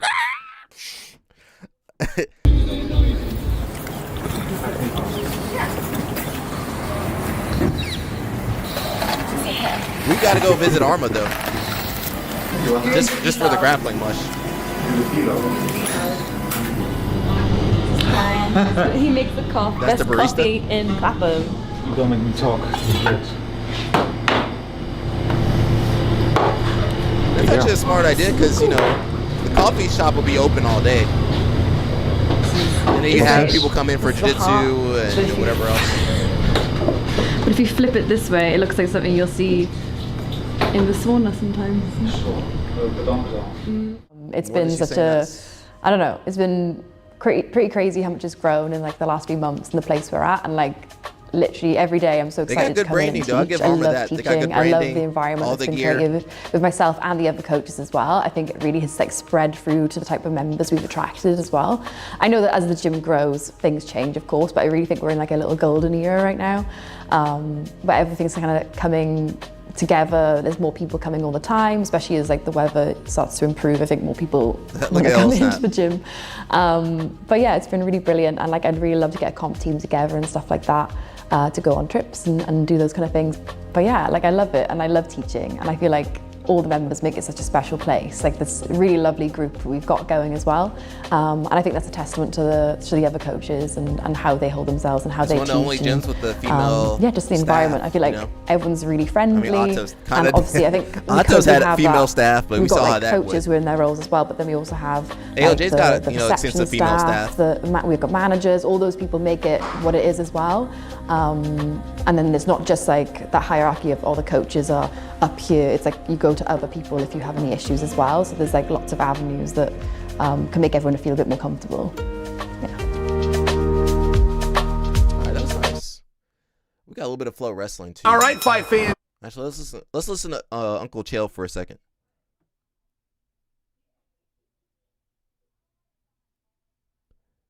Let's see. Addict. You got baby mamas all over the. What do you mean? Is he broke? Of course he's broke. What boxer do you know that isn't broke? Not most. What a ridiculous question. Like but it's the fact that they're attempting to tease him. I mean, first off, they're asking the question. Look, I've told you until I'm blue in the face. The numbers that you hear in boxing simply aren't true. Floyd made $1 billion. No, he didn't. Floyd and Conor made $500 million. No, they didn't. Of course they didn't. Nobody's ever confirmed that. Literally nobody. It's the same thing with boxing pay-per-view. Whatever boxing pay-per-view is the biggest boxing pay-per-view of all time is just whoever put out the press release and lied more than the person before them. These have never been confirmed. The UFC does the same thing. By leadership of a publicly traded company. Who is the one that supplies the pay-per-view? It is illegal for them to lie. You have never heard Time Warner. You have never heard Cox. You have never heard DirecTV. You have never heard an executive come out and confirm any of the absurd pay-per-view numbers that you believe to be true. And it's the same thing with the check. I got $100 million for a fight. Oh, you did? Who signed the check? Whoever signed the check is going to want credit for it. There's never been a time that $1 million check was written and the dude that wrote the check didn't make sure that somebody found out he wrote the check. So who wrote the check? Floyd's got a whole bunch of them, apparently. He got $1 billion. Who wrote the check? And I'm only sharing with you, like, the numbers aren't what you think they are, right? The numbers are good, and they made a lot of money, but it's not what you think it is. And everybody's saying, yeah, of course Floyd's broke. 1.1 billion. Would you be boxing if you weren't? And it's very tough to be sympathetic to Floyd. So Floyd is arguing that he was robbed by Showtime. That he had a deal that Showtime didn't argue. He's arguing this. And who's making that argument and where that goes? I'm just sharing, like, in public opinion. Chael just gets bored and wants to hear it's very hard the most useless to be sympathetic towards Floyd when Floyd, as a promoter, stiffed Logan Paul. Like, to argue this guy in boxing cheated me and I trusted him, when it's being argued that you, who were the trusted one, cheated another guy. It's very tough. And by the way, there's also headlines out there. Floyd Mayweather owes Logan Paul $1.3 million. No, he doesn't. Just to clear that up, no, he doesn't. Will Logan ever get the money? I think Floyd's broke. Floyd does not owe Logan $1.3 million. Floyd's promotion owes Logan $1.3 million. And now, of course, he's not going to get it. That promotion's already shut down. Allegedly, by the way, yes. But I'm just sharing with you, like, no, it's not the same thing. It's an entity. Floyd didn't know what was going on. And Logan's a very smart guy. It's not like he ever would have trusted Floyd to know what's going on, but he trusted Floyd's people, and you do take a level of risk, and, you know, you think you're dealing with an honorable guy. It's one of these things, and Floyd didn't know where the money was. I don't, like, suggest for you that Floyd grabbed the money and ran off and kept it from Logan. Floyd didn't know where the money was. There's very few people that understand the economics of boxing, by the way. It's a very complicated thing. Would you like to explain it to me? Chael, you can't argue with Chael. Let's watch a little bit of judo. Hey guys, welcome back to Judo Highlights. So there is a Grand Prix happening in Austria right now. I didn't know about it just a week after the Tashkent Grand Slam. In Japan, they have a team here as well. Busy time for the Japan team.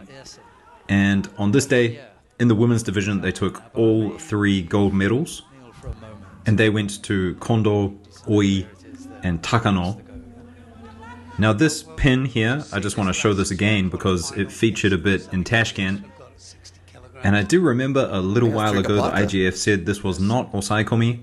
It's not a pin. But for whatever reason, there hasn't been an announcement.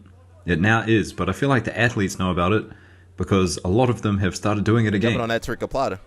And from memory, this is called a Shiba lock, I think. Just grabbing the leg there. Team and Really going to test my newaza knowledge in this video, but this here, I'm pretty sure, is the Kokushikan roll. They can end up coming. You'll see Takano go for it here. We need much to break all these down. Now she can't get the leg out, and so what she ends up doing is turning it into a choke, which is Sore Guruma Jime. But you'll see she's got that arm under the armpit, and that just creates a lot of tension around the neck, especially when the arm goes on. And I'm not actually sure if she has the sleeve, and so this might just be a Harakajime. I'm not too sure, but very nicely done by Takano. And then the final gold medal in the women's went to Oi. Oi is 18 years of age and has yet to lose, so keep an eye on her. Kaju, she's another one for the Japan team who is also yet to lose, and she's world champion, which is insane. I think him being burnt out on jiu-jitsu got him. So we'll talk about the men, and under 60 had two Japanese there, Matsunaga and Sato, two guys who I'm not too familiar with. Now for Sato, this was his first international tournament. Matsunaga, he was our world champion last year for the juniors, and as you can see, really dominating Garrigos here. And I saw this and I thought, well, he's going to go all the way. Took out a veteran and really dominated him. Mush said he wanted to go to But he was up against Davlatov. I'm and you can see the strong grip on the sleeve here, like trying to break it off. Grips. I've been seeing these double. Oh! And he gets thrown snap. by a massive break it off against Davlatov. And you can see the strong grip on the sleeve here, trying to break it off. How do you do that? It was a foot sweep? Damn. And he gets thrown by a massive Ashibarai. They just said Wazari, but Matsunaga couldn't bring it back. So he would find himself in the bronze medal contest later on. Much to break all this stuff down for us. Now the other Japanese guy, Sato, looked really good. The Wazari, had really we good need much to break all this down. He did once. We need him to do it on a consistent basis. But he too would meet his match. Not in this contest. It was this one against Picard. And Picard, someone who's just really becoming really, really good at under 60. Seen him training a lot in Japan, and I think he's very comfortable fighting the Japanese. We need much to break now, this stuff after down, this armbar attempt, I'm going to show you the end of the match. Both guys had two Shidos, and the Hansokomake went to Sato. But when I saw this drop from Picard, I thought, he's done. But he does a good job, stands back up, and continues the match. Puts in a little attack, and then Sato, he drops as well for a Tomoe-nage. Now, if you're watching the match, Sato's Tomoe-nage was terrible the whole match. He went for it a number of times. So I'm not sure if they kind of took that into consideration here. Actually, that's a whole lot of bull, and I'm going to show you why. Yeah, I need to do so this was last week. It takes me 3 months to do one video, bro. And that was his first Seoi-nage. Yes, it's a terrible one, but usually they just let the first one go. All the time I would do to make those videos, I'm doing it on this live stream. If you're going to be strict, you have to be strict all the time. And this here probably should have been a Shido. Tomoe-nage, bro? So what happened is it was an all-Japan bronze medal at under 60. 2028. I don't know if I'll be doing those videos out there. Sato. I don't think we've seen Matsunaga, have we? Keep much out of trouble. Full-on attack. Oh, he grabbed that leg. He grabbed the leg. He grabbed the leg. Sato. There's no point. Okay. So this is interesting because Sato's putting in the attacks, hopefully not working, but Matsunaga is putting in the counter attacks. I'm still doing YouTube at that point. So do they consider the difference between an attack and a counter? You'll see what I mean by the end of this match. And they did say that they're going to award aggressive newaza. So you'll see here, Matsunaga defends the Seoi-nage well again. Couldn't do a better job at it. Is Matsunaga the guy you told me about, Mush? And so they're going to give him the third Shido. So if instead he jumped on him, went for the newaza, how would that have gone? And Sato, I mean, he was jumping in there with the Seoi-nages. The only reason he was jumping in there is because he had two Shidos against his name. Those attacks were terrible. But he walks away the winner. So I don't know what point I'm trying to make, but I think if it's close, having it decided by Shido is not flash. I also think the medal contest should not be decided by Shido. I think there should be a technique. I think that would be exciting to see. And just a little bit of change in the rules to stop people from avoiding that third Shido or chasing that third Shido or forcing their opponent into that third Shido. We need to design the rules around avoiding that. But anyway, maybe that's a topic for another day. I do have some ideas in mind. Right on his head. But anyway, let's get back to the action. As you can see in this match here, Vieru, he's losing 2 U-calls against him. That's a third one. And so with 20 seconds left on the clock, he's just forced to come forward. And regarding my last point, you might be like, well, this is great. U-calls, people are forced to come forward. I do like the U-calls. I think the Shidos need to change. But anyway, 10 seconds left on the clock. Vieru comes forward. Oh! And he's got a Wazari. So you'll see the timer at the back there tick right down. At the end? 0. What does Wazari mean again? And so that's a bit disappointing for Ayur from Austria. He really would have liked that win at home. Now Vieru, he would I don't know if Craig can be on in the there. quarterfinals. Oh! Another bit of Ashiwaza, another U-call. And then he would lose again against Markovashvili in the repechage. Speaking of the repechage, yeah, but if we do Craig, then we gotta do Spanish Josiah. judoka would end up in both sides of the brackets. So we've got Chinaro and Torne. Everyone knows Torne. Excellent judo, we might need to put Vion on there. So both the Spaniards we need to get Helen Morales. Chinaro, he would take out. We don't need to stick with jiu-jitsu. We need to do other sports too. And Torne, he was up against Markovashvili. We need to get Helen Morales on there. Get her married up. Now the final. Who else would be good? The final was Pashayev against Lima. We saw Lima take out Mackenzie Vieru. Dern. He also took out Kyrgyzbayev in the semi-final. And he was up against Pashayev in the final. And then maybe a UFC fight. Tracy now the final Cortez. Between these two. Lima started off with a U-call. Oh! Pashayev came back with a U-call of his own. Okuri Ashibarai. I need much to explain again and then in the golden rules score. Of judo. Deep into golden score. I don't know. Was just Wazari, another Okuri Ashibarai by Pashayev. So he took gold at under 66, but Lima, well done. Tracy Cortez, the Brazilians have been doing pretty hit on well any of the recently. Now we're going to go back to hit on under any 60. of the talent, bro. We talked about most of it. We talked about Picard a little bit, but we didn't discuss the final. So of course, Picard, he would get there. He would win the thing. But we've got to talk about Picard a little bit because getting better all the time, I think maybe Nagayama gives him a little bit of trouble, which is a good thing for Nagayama in the current environment. But if he can't get his act together, Picard, I think he has a really good chance of taking gold at the next Olympics. Very good judoka, good everywhere. Tachiwaza on the ground defensively. Really brings the fight as well, so he's good at winning those situations where he needs to push. I'm sorry, Alec. I broke my oath, Alec. I'm sorry, Alec. I couldn't help myself. Although, I don't like seeing this, and that's why we got Sarah. This is one reason why I want the Shidos to change. Sarah, your job is to keep your eyes on LO Snap. He's up a Wazari, up a U-call. He's got. I'm a hire Sarah just to keep her eyes on you. But just 11 seconds on the clock, and he runs. I don't like the running. And this Shido stuff doesn't work. So in my opinion, I think if someone runs, the opponent should get extra time on the clock. Yeah, 2 seconds left. It should be a Shido plus time on the clock. And so you're forced to meet someone in the middle. And I think that would just be more exciting. So I think that's it for the men's. We talked about the women's and the gold medals. For the bronze medals, under 48, we had Abelenda, another Spaniard, taking one of the bronze medals, and Gerstjes from the Netherlands taking the other one. Who's this? Under 52, who's this Spanish another girl? Spaniard, Sanchez. She won her bronze medal against Keane from Who's Great that Britain. Sister right there? What's up, sister? And we had Conceição, I hope I'm saying that right, from Brazil. She took the other bronze medal at under 52. Under 57 now, Fawaz from France, she took one of the bronze medals, and then We gotta another go to Spaniard, France, bro. Garcia Martin. Mush, we gotta go to She France. took the other one on the other side of the We gotta go to bracket. France, Mush.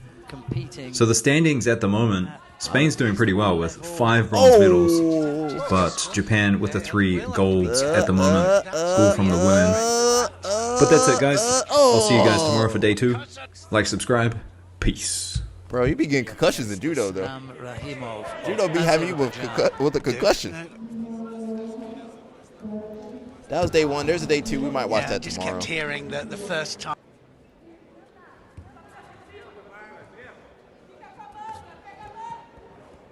Oh, Kosaragaki. Oh. Quite often they'll send a new one out completely. Is he a junior coming through? He is. He's still a junior. He's 19. Oh, nice. Years old. Was that Ouchi? Nice. We need Mush to explain everything to us. Kalmatov. Wazari, It's not Yuko. such a good idea. You can see him bent over. 2 attacks. I be getting everything mixed up. Kalmatov. You got the Coach Prime shades? You Makikomi in your. No, I never did Makikomi. I like Makikomi too.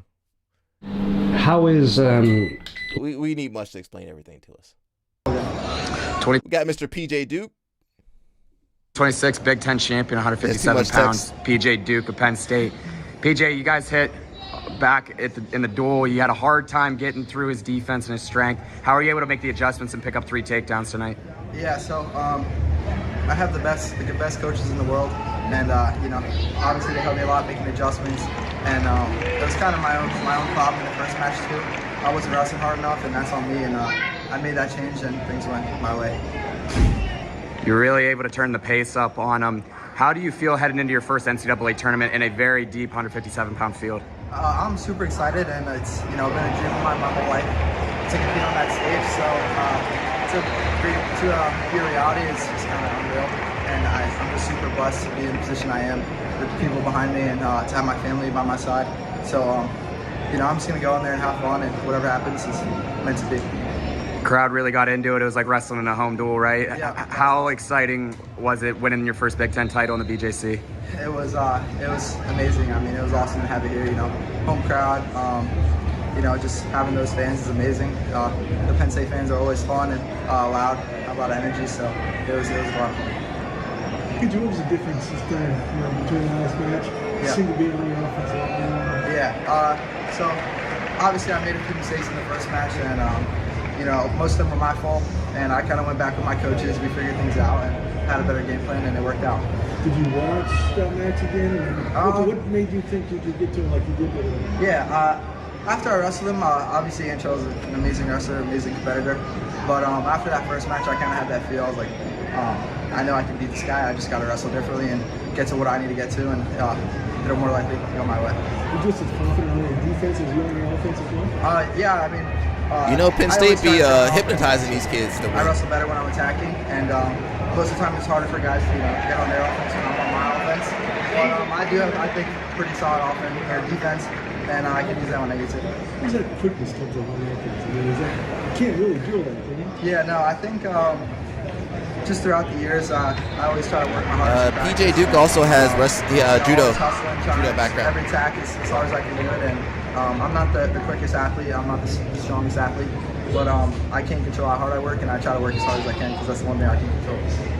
What's this mean to you winning as a player? It definitely means a lot, and doing it here, like you said before, in front of this crowd was amazing. It was such a cool opportunity to have it at home, and I'm just super excited for Nashville next week, and it's going to be a lot of fun. And, it's just been a dream. So. All 10 wrestlers on to nationals from Penn State. Yeah. How much are they making you better, and what does that mean to you? Yeah, so being in a room with guys as talented as Penn State is amazing. I mean, every single person works extremely hard in the room. So, when I'm kind of having a bad practice and I'm like, man, I really don't want to do this, and I look around and see all these guys working their butt off, I'm like, yeah, I'm not going to be the only guy not doing it. So I think we kind of build off each other, and with the coaches we have, it's just a recipe for success. Thank you. Congrats, PJ. Congrats. Great job, PJ. There is a real pandemic that's plaguing the car community. Let me see if I can find that video. LL Snap did send it to me, but You guys remember I got too many videos. Of course, Bo Bassett won. We saw that on Friday. Saturday. He got a pin in the finals of the PIA state.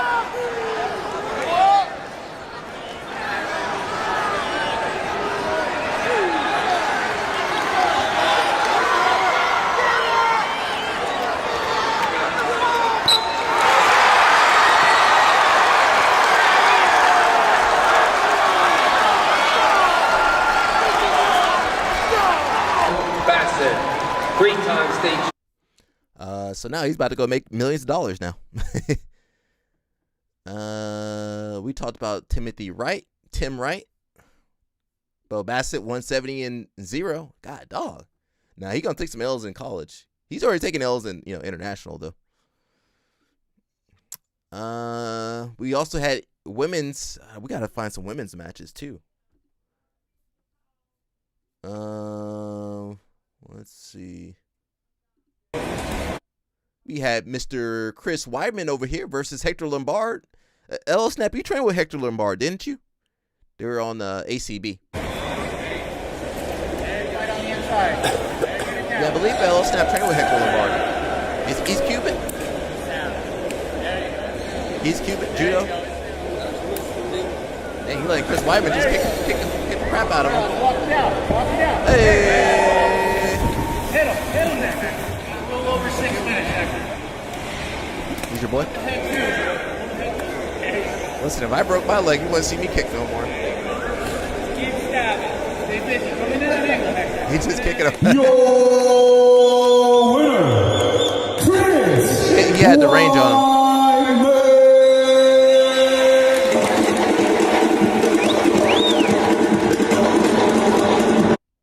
You might see L Snap out there. We're jumping around, man. Who is this? Talasan. Jiu-Jitsu in the Philippines.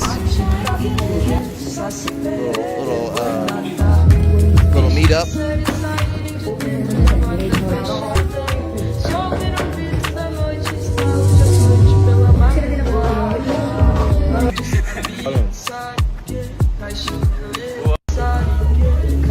I believe they had him, Samuel Nagai, the Meow Brothers out there.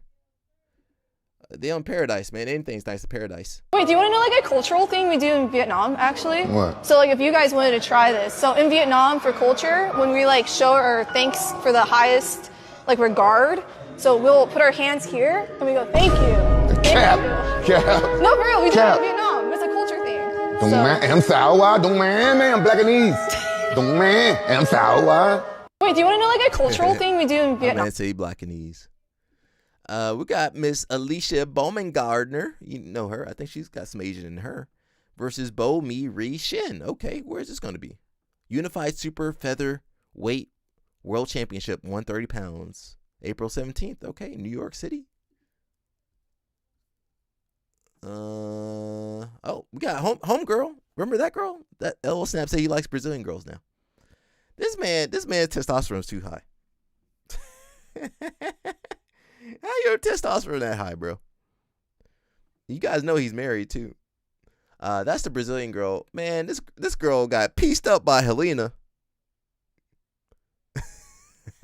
That girl got pieced up. Let me zoom in for LL Snap. That girl got pieced up. Helena pieced her up though. Helena hit her with the sit-up sweep from closed guard. Sit-up sweep to Kimura to head and arm choke, something like that. He said, come get this passport. He says he promised he won't call ICE on you. Madrid, she over there. Oh, she got a sister too? LL Snap might go for the sister though. He said, you look like you could look really good in this bonnet right here. the cult of bonnet. LL Snap, you crazy, man.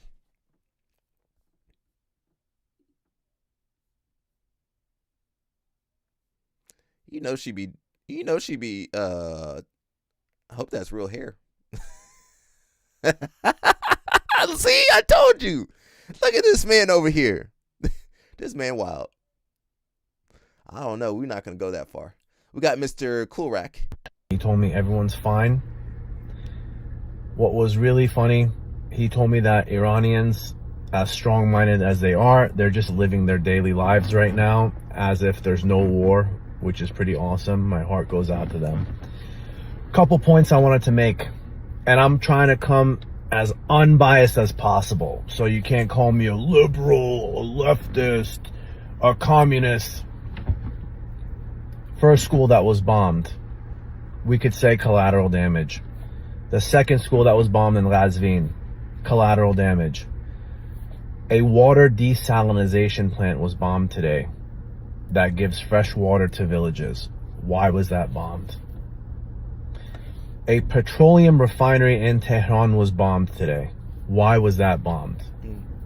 I thought this was about taking out a regime, but we're taking down civilian infrastructure. Why are we doing that?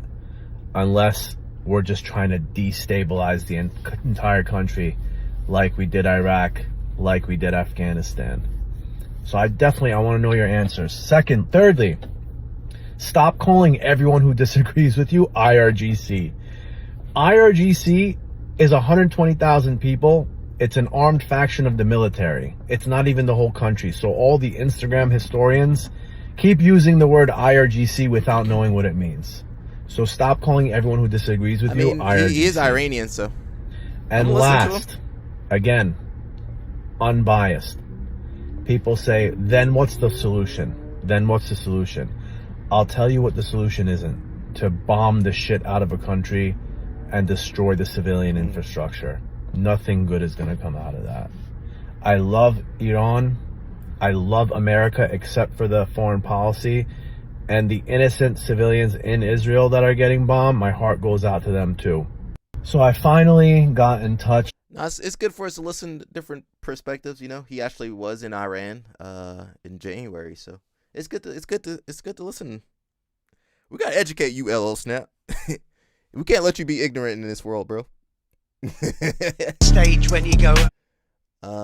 Jack Yonazuka, I believe this the kid up in Jersey.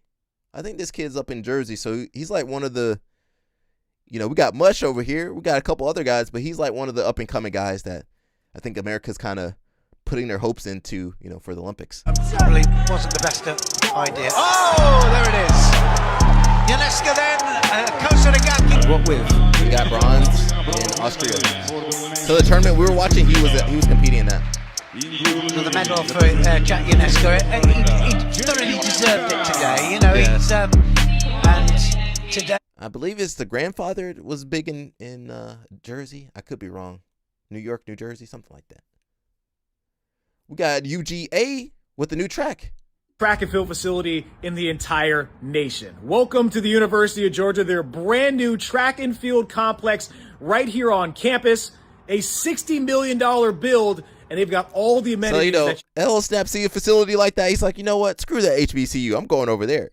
You might need. Allow me to show you the new Spec I'm going over there. $40 million here in this new facility. 9 lanes, it's everything that you could possibly want if you're a runner. So shot put right there. You can do discus and throwing events on this side as well. And the cool part is that this grandstand has the opportunity to kind of see both at the same time. But let me show you the most unique aspect of this entire facility. That's all paid for by football, only one though. like it in the entire Football paid state. for that. As we step inside to see the indoor training facility, I mean, look how cool these lights are. This offers athletes an opportunity at any point during any time of the year to be able to use this facility and stay warm, or even get warmed up for the meets outside. That's the track. Won't get talked about enough, but that's the track. The track got red light. Behind these trees and the throughout track got red light therapy. You have an opportunity for the cross country team to be able to get their work in running through the woods. It's a half-mile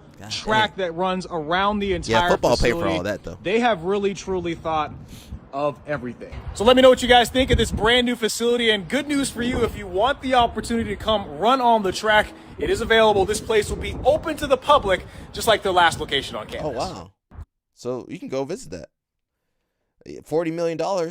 Yeah, it better be good.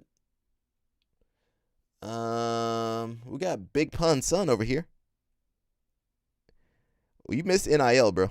You had the water treatment. Well, that was good enough too, but now if you were, say you know, if they made you, you know, younger, how many years, 10, 15 years younger, however many years you need to be, you will get that good NIL money now. you be living good now. Nobody was getting that back then.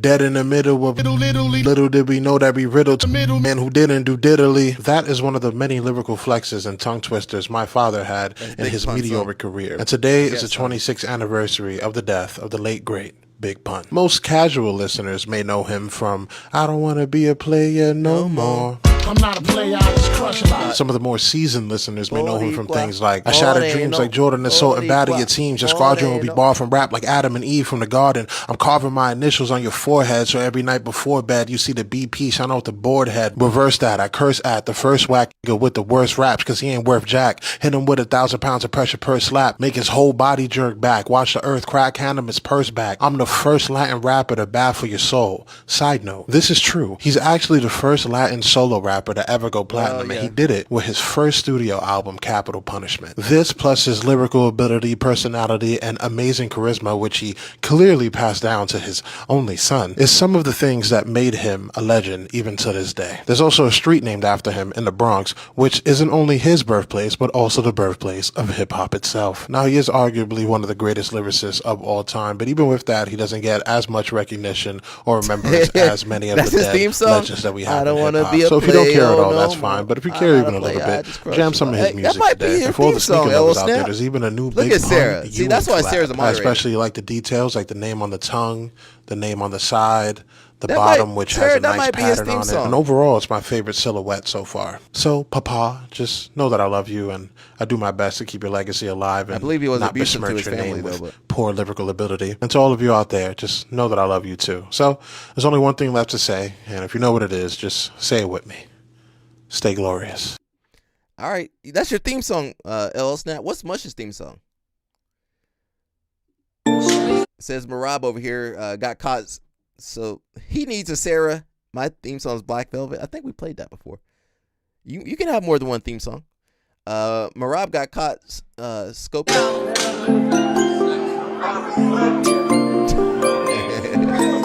That's how LL Snap going to be on the live stream. That's how LL Snap on the live stream.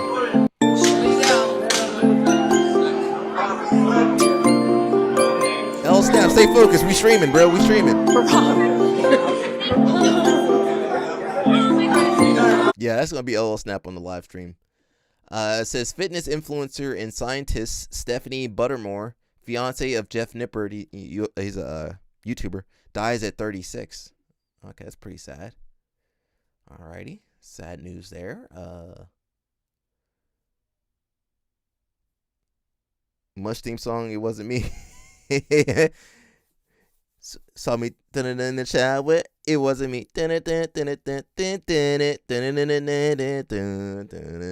it might be Mush's. Oh, you think so? Mush, you want that to be your theme song? Mush said he working out, man. He listening to that right now though. Somebody, I don't, Black History's over. Black History Month's over, but we still celebrate Black History. So it says the response to Black children gaining access to schools in the 1970s. What we think is right. Some of these people still kicking. Some of these people still around. Barbara, I mean it. you're playing into their hands. Let me speak to them, okay? In the name of God, how much more are we supposed to take? Take from what? From you people. I mean, you people. You sound like I'm a dog or something. As we forgive those who trespass against us, and lead us not into temptation, but deliver us from evil. I was doing integration. We want freedom! We want freedom! We want freedom! So when you guys be looking for those stone buddies, just remember their mom was out there. Grandma was out there protesting against you.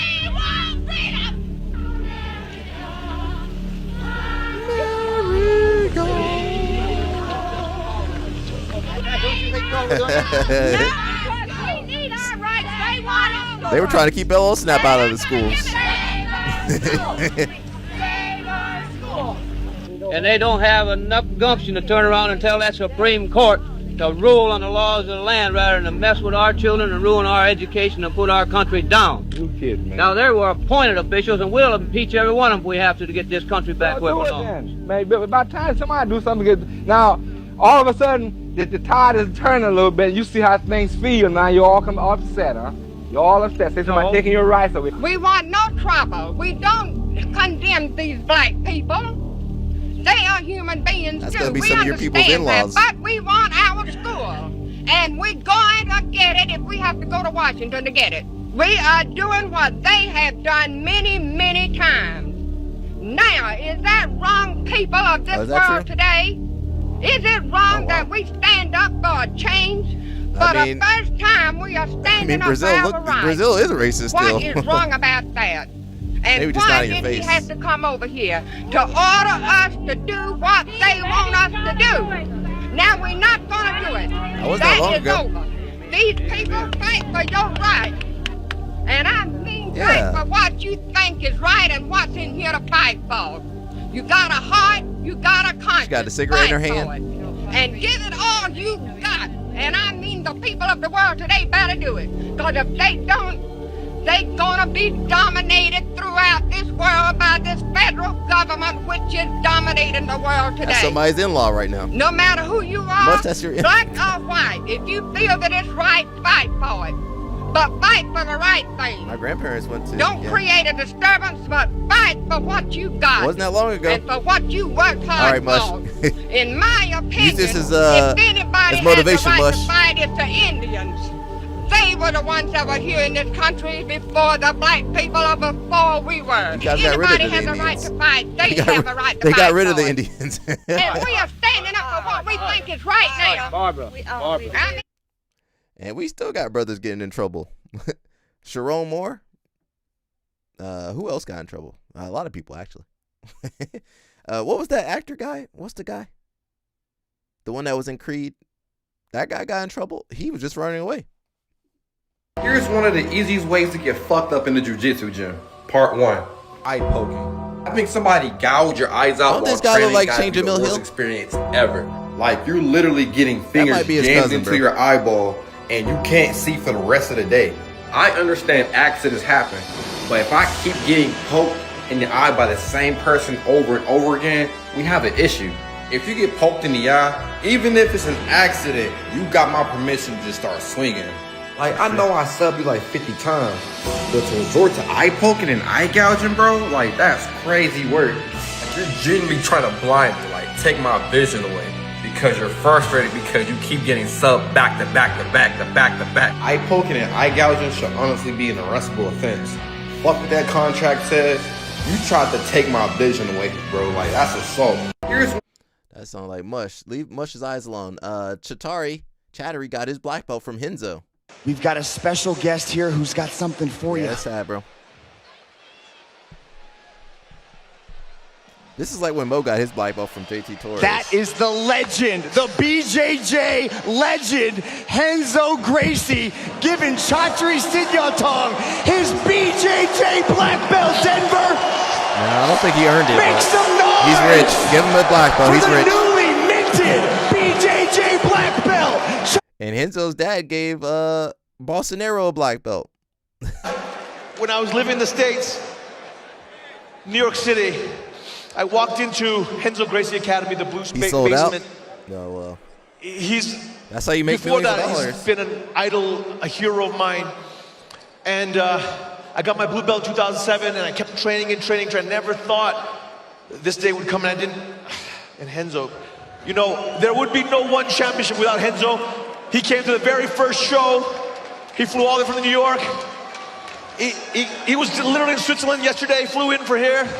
I can't thank him enough. This guy is not only a legend, a superstar, a hero to billions of people all over the world, incredible fighter, philosopher, but truly, I don't know if you guys know, my son's name is Henzo. Henzo. $5,000. Ladies and gentlemen, put your hands together for your new BJJ black belt from Henzo Gracie, Mr. Chatri. Not even 10 grand? 5 grand? Well, hey, let's make it worse. We got LO Snap's homie over here. hate this guy. I want to slap this man. Hey, yay. Oh, can we get him on the Houston live stream? Give it up, Mr. Midriel Scott. Straight. Okay. Oh. He too loose. He too loose to be dancing like that. Henzo Gracie. Oh. He too loose to be dancing like that. You need to lock him up. Thank God Josiah not built like that. Grippo, I'll be worried for Grippo at that point. Imagine if Josiah was built like that. Man, you got to shoot that man. Shoot that man.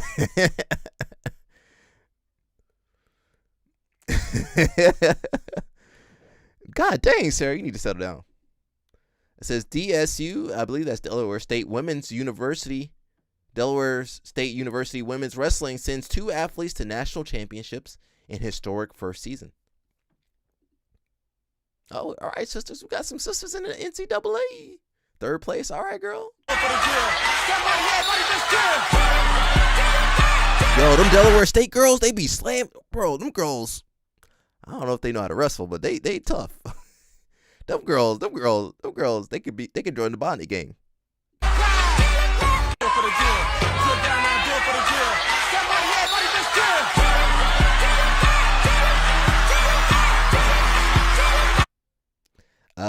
Delaware State's a HBCU too, bro. You could have been there. You could have been up there, LO Snap. Now you would have been on house support. Oh,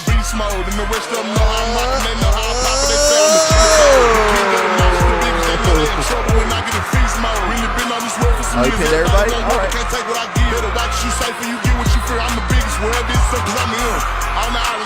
How did he do? How did he do? Dang. Man, watch out for Delaware State. God dang, Delaware State. God, dog. All right, now you do that to me, I need to go home. I'm going home after that. Where are we? I guess homie is retired now. I'm going to do my best to keep this as concise as possible. I thought it'd be easier to make a video to explain and share all of the experience that I gained through my wrestling journey and just fill you in on exactly how things ended up playing out. So as you saw a couple weeks ago, I took 2nd place at the conference championships. Oh, wow. Okay. Unfortunately, I did not secure a ranking. I had a ranking for the very end of the season based on my results of what I did in Iowa back in the beginning of January, the very first event that I was able to compete in. Some of the guys that I beat there have gone on to do very well in the season. And so I was able to get a small ranking towards the end of the season, but then I lost it. So I needed to win the conference championships in order to secure my place at the national championships this weekend. And unfortunately I didn't. Hey, what's up, everybody? I'm going to do my best to keep this as it was pretty disappointing to miss that opportunity. I was very excited to have my chance at a national level wrestling tournament, in college. Just what an experience, what a rush and kind of a dream come true that would be. It stung a little bit because they ended up inviting, giving a wild card spot to one of the kids that I pinned at the conference championships. It was my semifinal. He ended up getting in, and there were several people that I was able to beat in this season, this half season that I did, that are in the tournament. And it would have been great to be there and try to battle to become an. That's enough. We know you lost. Hey guys, this Saturday, March 7th, it's UFC 326, Holloway versus Oliveira. Now, let me ask you something. Are you just filling out a bracket this year, or are you actually trying to win something real? Because while most people are playing for bragging rights, my bookie is giving away $100,000 in their Madness bracket contest. Helena, can we change the wardrobe respectfully? I think we saw this. Helena, you gotta change that wardrobe, man. That wardrobe, come on. That wardrobe, she gotta change that wardrobe. Come on. You got little girls following you. Let's see. What else do we got?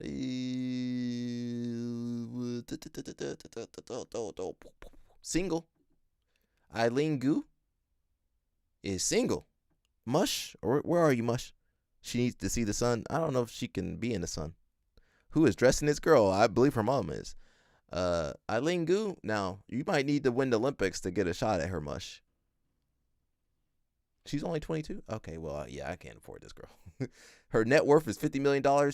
Stanford educated, 6-time Olympic medalist, crypto deca-billionaire. Her ex-boyfriend was a crypto. Okay, well. Someone says, do you really think you have a shot? Probably not. Her ex-boyfriend is a billionaire.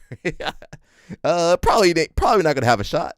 Now you might have to use that LOL Snap pickup line. I'm not gonna say the pickup line, but you guys all know what the pickup line is. It involves bubblegum. Sailor Moon, yeah. Helena, you can't be wearing that.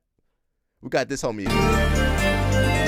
I would say the same thing to this guy. He need to cover up too. It's not just Helena.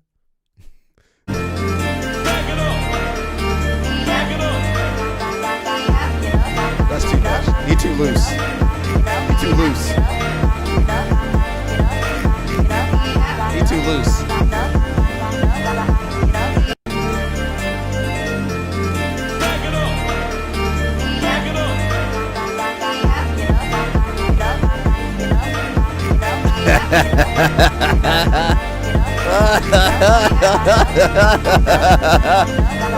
He too loose, man.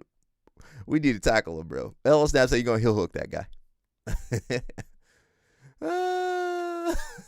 I think we saw some of this. Was there anything else coming up? Masters International North America, blah, blah, blah. May 27th, so it's going to be during Worlds. We got some Reddit stuff I forgot to go over. Come on, man. Where is it? Let me find this crap. It said the best one in the world. At least we get 6 months at least with him not dancing. If you heel hook him, he's still gonna be dancing. He's gonna be dancing with the crutches on. He gonna be dancing regardless. Let's listen to Aspinall real fast.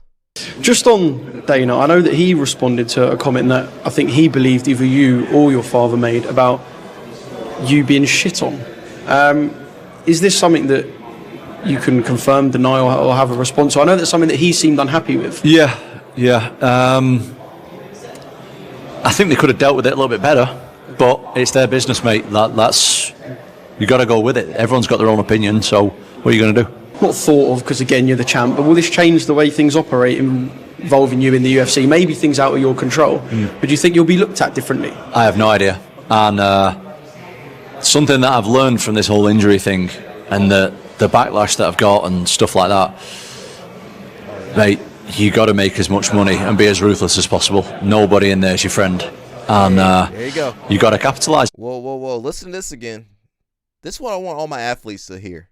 As much money and be as ruthless as possible. No, the backlash that I've got thing and the backlash that I've got and stuff like that, mate, you got to make as much money and be as ruthless as possible. Nobody in there is your friend, and you got to capitalise on the time that you got in the sport, and that's what I'm trying to do. Just on. He's right. You got to capitalize on your time in your sport, and nobody's your friend. We got Zuckerberg. He's on the thumbnail too. He got booed at the UFC. I wonder why. Mark Zuckerberg, the Meta chairman and CEO, has been in here since the early goings. That didn't sound too bad. Mark Zuckerberg, the Meta chairman and CEO, has been in here since the early goings. He just made a fan out of me with that statement, yeah. There is speculation, of course, that it's John Jones. No, it's not. Was John Never, ever, which I told you guys 100,000 times, was John Jones even remotely in my mind to fight at the White House. I wouldn't. That's a lie. First of all, I've told you why he wouldn't. I wouldn't do it. And number two, some guy with, Meta glasses on filmed him talking about his hips, that his hips are so bad. And I don't know if you guys saw that flag football game where he can barely run. John Jones he retired because of his hips. He's got arthritis in his hips. Add that on top of all the other reasons that I wouldn't. The John Jones thing is bullshit. I'm not saying they weren't talking to John Jones and that John Jones wasn't interested in the fight. And what was even crazier is John Jones came out and was like, I'm in negotiations right now for the White House fight, after I had already sent a text to his lawyer saying, never going to happen ever. Is it fair to say then John Jones is retired and this is the end of his time? Yes. Okay. Very fair. There is speculation, of course, that it's John Jones. No, it's not. Was John Never, ever, ever, which I told you guys 100,000 times was John. What do you expect? You think it was going to be a good card? I mean, it says Bella Mir claimed her first national title. Okay, Miss Bella Mir. Okay. Shout out to her, Frank Mir's daughter. With her daddy right there. Oh, look at her. She good. She beat everybody and everything just about. Okay, we can't play too much NCAA though. We can't play that NCAA. NCAA don't play. NCAA don't play with me. We did talk about Mr. Tom De Blass. Dana is a slave trader, and he doesn't want to pay these people anything. Hey, that's true. How are you going to do a card at the White House with no John Jones, no Conor McGregor? Alex Pereira is the only one worth watching. I mean, it's yeah, I don't know. So Tom De Blass is safe. We already mentioned that.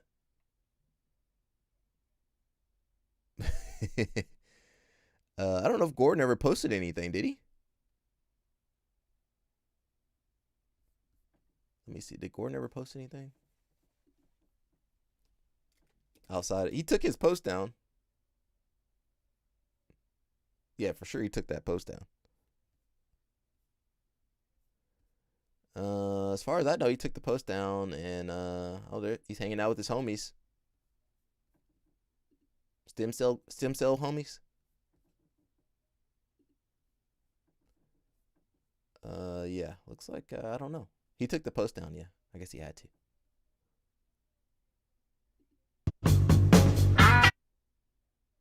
It was very lucky to work on a program. What's up? Yeah, he took the post. I guess he had to take the post down, which makes sense. So Tom De Blass is okay, everybody. He is okay. Tom De Blass is okay. Said be supported, and we need to interview this guy. He messaged. Is very simple. I was average, but I want my child to be better than what I was. What are you talking about, Hello Snap? Oh, the kid. Let me see if I can find it.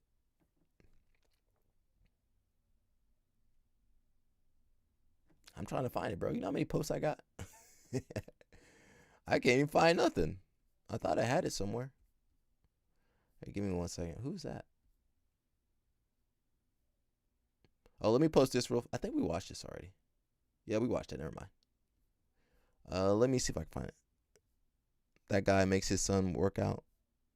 Yeah, let me see if I can find it, man. You know, I'm over here looking for everything.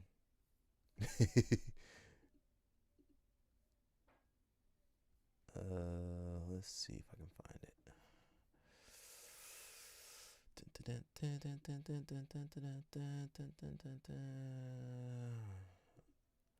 I just want you guys to remember, 1 million people messaged me. Let's see. I don't know where it is.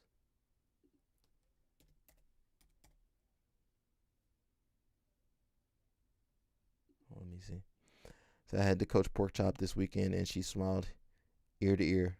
That's good, man. Coaching your daughter. Oh, is this the video? Let me see. Oh, I did have it saved. I want to open it without everybody seeing what I'm looking at. Okay, I think we got it. Here we go. What do you put milk and honey on your face? Who, me? No, water. That's it. Okay, here's the kid L Snap sent me. Let me look at a couple of videos first before we get to it. Oh, he works out with the kid. Awesome, boy. That's what make you buff, nigga. He a little gangster though. You get fired good one. He a little gangster, but you know. Yo. Yeah. Oh my God. Let's do it. Hey, Bill needs, bro. Yeah, he ain't just nothing. He got them hood parents. Go ahead, bro. Got his hood uncle, hood daddy. 5 times. That kid's strong. Look at that. Go down, bro. And you think you gonna fight that kid? That kid over here lifting weights and wrestling. I just think that too. Doing Like, MMA. bro, I think he got a squat. Like, he should just little. They ain't got no knowledge though, but they got them working out. I care. Nobody checking. I care. Nobody checking for that. Nobody Baby. checking for my daughter. Nobody checking for her. Yeah, keep the daughter off of there. We got too many creeps over here. What you mean you can't? You can't do what? Shut up, talking about what you can't do and do it, bro. That's the shit that got you living with your mama. You can't. You have to do stuff you can't do. Last time you been in a fight. Where this guy from? Never. I don't. Right, you never been in a fight, so you can't fucking fight. But you might have to defend yourself sometimes. You might have to defend yourself from a man. You talking about what you can't do. Motherfucker gonna smack you and take that booty. He gonna yeah, it happens. Why you acting like it don't happen? It happens. You're not a creep shirt. You don't know do I can't. Motherfucker gone. Shut up. From Chicago. Bring your ass over. And he fight. No, you punch a motherfucker first? He said you might have to defend your booty. Straight to the leg. Okay. He's right though. He's right. Ouch. Man, it don't matter. Legs to the He's right though. Cool. No, it do She's matter. gonna have to It defend her don't booty matter. Shut from up. If it these matters, creeps out here. a lot of stuff don't matter, bro. He's right though. He's right. He's right though. I don't like it. You know, that's what I'm saying. That's the problem with you living with your fucking mom. She let you do what you want to do. I don't care what you want to do. You're supposed to be good at it. As long as you're good at it, get this fucking money. Motherfucker definitely like spending money. That's for sure. He a good wrestler. So you better love making the fucking money. What you mean? All right, let me watch this kid. Hold him.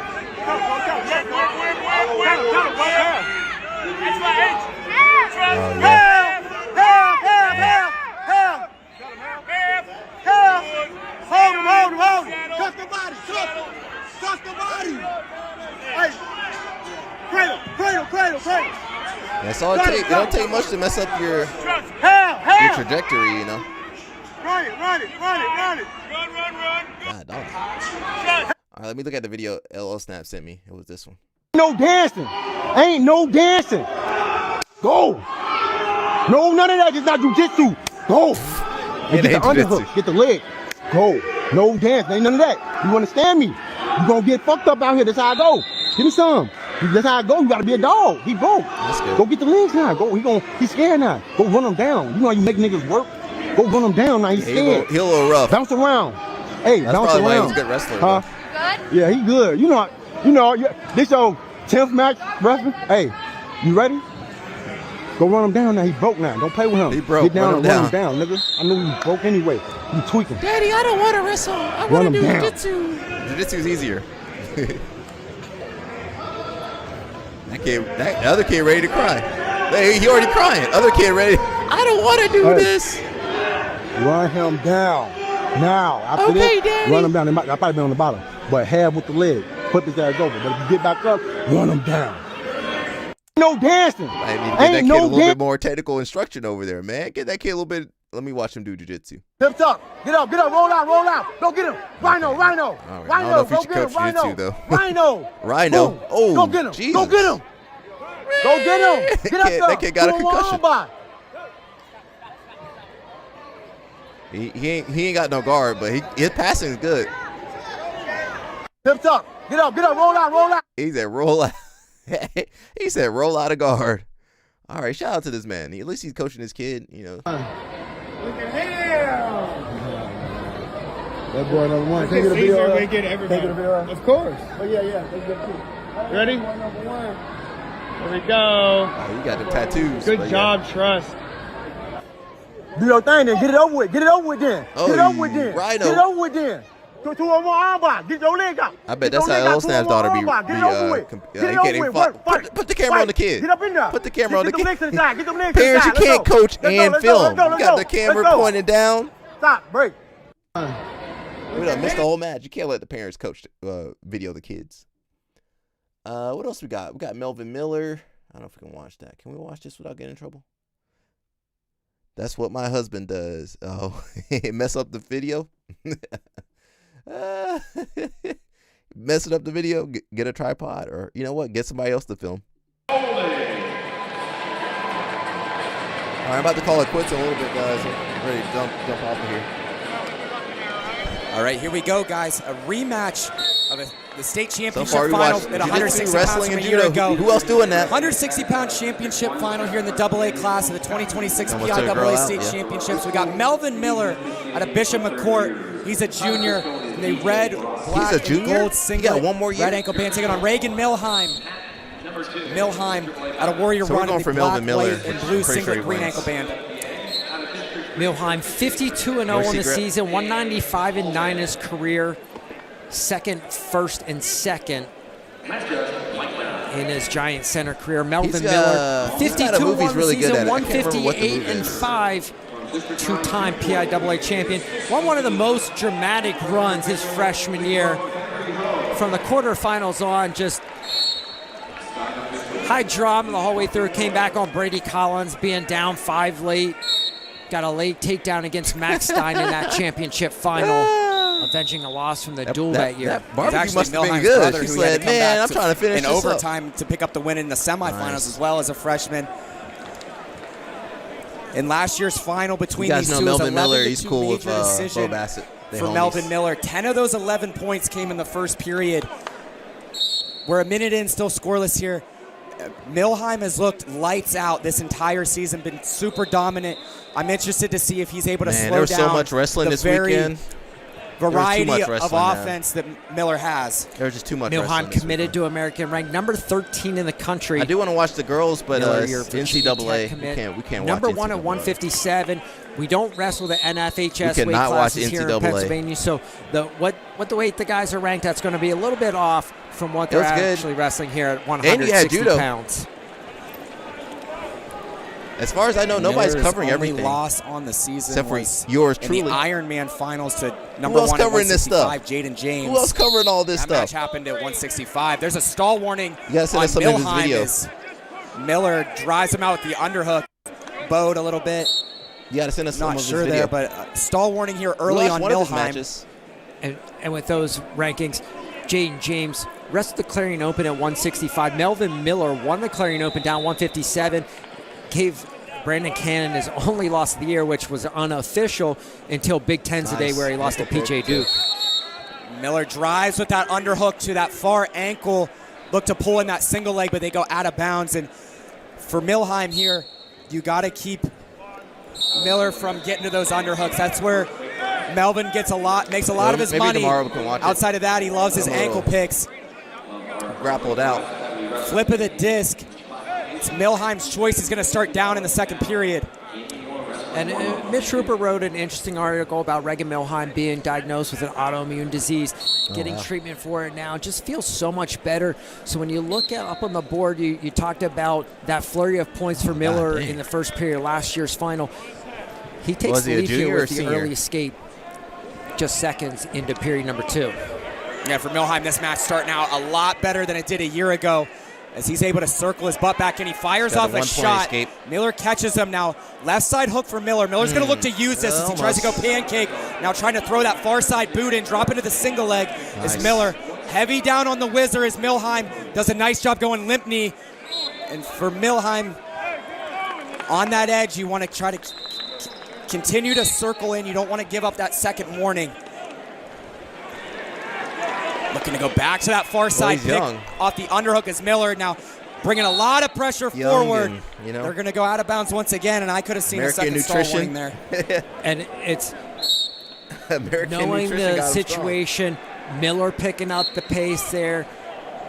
I like what he's doing. And with that hook, you know, you're blasting through. You're going to push the guy to the boundary line. Yeah, that's your best option of defense there, is down blocking and kind of getting your feet behind you, keeping your hips under you for the defensive man. But now it's Milheim with his butt to the center. A nice heavy right side club. Miller digging in that shallow left hook, though. Milheim doing a better job burying his head in that shoulder, taking the leverage away of the underhook for Miller. We're going to get stalemated with 44 on the clock. Black beans and rice and cocoa bread. Damn. Nice Oh, wow. misdirection there for Miller. Now looking to cut off double. He switches the head outside. Hey, Taking him to the near hip. Milheim able to switch his hips, so drops down to the whizzer. Limp arm back in, down on the single leg for Miller. Beautiful defense there for Milheim. And the first flurry, Miller comes back to the single leg. The awareness to turn the hips, get the knee out the front, kick out the front. Excellent defense. Milheim continues to lead with 27 seconds left in period number 2. Now, if you're Milheim, you kind of have to respond when you have a stall warning in your pocket as well. You have a guy firing off a lot of leg attacks. You want to respond with some offense of your own. Get it in the official's head that you're still wrestling here. Miller kind of taking his foot off the gas a little bit right now as we're dwindling down in the second period. Looks like both guys content headed to the third. It'll be Miller's choice. He trails 1-0. He's going to go down to start this third period. So, he's probably going to escape 1 point tie, takedown. I'm interested to see how committed to the ride Milheim is here. Very tough in the top position, but Miller doesn't really get slowed down underneath too often. Double thigh price switch for Miller right off the whistle. Great job getting that hip separation. He picks up the reversal. It's going to give you an opportunity to talk about 2-point reversal versus 3-point reversal. Much might not lead. Milheim can respond right back. It's an offensive score when you're coming to the bottom. I think it should be worth the same as a takedown, but it's not. Milheim away, 2-2 up on the board, 1:35 remaining. They're up in Michigan? Where are they at? It's like I don't know what the stoppage was for their. Talked about this since the 3-point takedown came into play. I have to agree with you. It's an offensive move, but going to the swing single is Miller trying to kick away as Milheim. Great job by Miller, just staying on the leg, not reaching too early, was able to kind of go with the kick of Milheim to be able to catch that second ankle. How many times do you see guys start to climb up and they lose the foot because of the perfectly timed kick from the defensive guy? Miller kept his chest down on it, worked through the position, reached far Sarah, backside she said she double like on Cuban the far and knee. Excellent execution. 5-2 up on the board, 113. Another escape from Milheim's going to make it 5-3. Just over a minute to go. Takedown could win it here for Milheim. As he's taking ground now, but this is where Miller's a little bit dangerous when you're coming at him. He can get to your legs from pretty much anywhere. We're going to go out of Melvin's offense, lowers level, that misdirection to the outside. The great thing about that technique, you don't really put yourself in position for a down block and go behind. If you miss, you're completely outside of the guy. And you're throwing off the timing for the go behind on the misdirect, the fake right and going left and vice versa. As Milheim taking ground once again. Miller just keeping those fakes going, kind of throwing off the timing of Milheim as we go down to 30 to go. But Milheim, and on the single, they call him out of bounds. And that's where I don't know. The cylinder rule, I believe, is superior to the high school rule because Milheim stayed in the cylinder, but his foot came up off the mat and then back down. That's out of bounds in the high school game. Yeah, it's not the same as college. There's the first warning on Miller. Down to 20 to go. Milheim taking him towards the edge. Miller circles in. Looks like Milheim gave him a little bit of a shove there, but 20 seconds. It's hard to get that. He's got 18. Only person that can score in that time period is Jordan Burroughs off the whistle. We saw him get to that single like a couple times already. Only person that can score is Jordan Burroughs off that whistle. There's a second warning that's going to make it 5-4. Another shot from Milheim. Miller's going to respond with a shot of his own. Looking for the drag on the edge is Milheim. Miller's just going to grab the leg. And Melvin Miller going to be able to do it. A lot different match than we saw a year ago. But a 5-4 decision for Melvin Miller. He's a 3-time state champion. There's nobody in this building that I would trust more in crunch time than Melvin Miller. He navigates the match, takes the 5-4 victory. He's on pace to be a 4-time state champion. We're going to go to the medal ceremonies at 152 pounds. That wasn't the finals? Oh. I don't know who won that. That was the final. Oh, okay. All right, guys and ladies, that's it for today. We had Zuckerberg on the thumbnail. He got booed. I didn't really hear it, but apparently he was booed. Tom De Blass, the most humble man in jiu-jitsu, is still alive. Gordon, no repercussions. We Josiah is becoming more famous somehow. How did Josiah become more famous? That's basically it. You know, we watched a lot of wrestling, a lot of judo, a lot of jiu-jitsu. Who else is doing that, man? Tell me. Who can do this? Who wants to do this? Somebody take this job over, please. All right, that's it, man. I ain't got nothing else. We'll be back tomorrow and keep you guys informed and educated and, of course, entertained. Ooh, I like that. That was nice. No ghetto. That's for Friday. Sarah, that's our Friday.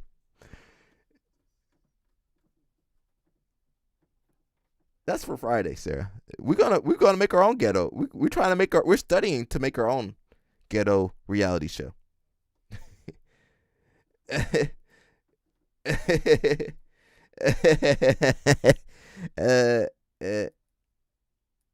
trying to write my notes.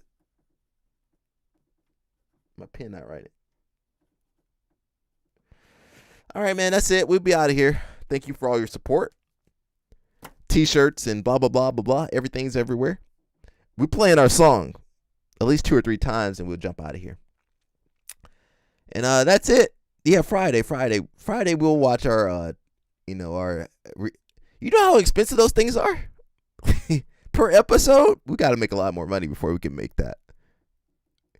And we can, even on a budget, it's going to be an investment, so we got to get to that point. All right, man, that's it. Let me jump out of here. See you guys tomorrow. You know I'm playing the song. Come on. I ran through song. Hey. Hey. The ran through song. Sarah's the one that named it. Yep. Every week. And even CP. Doing judo and jiu-jitsu is where you find me. We'll be back tomorrow.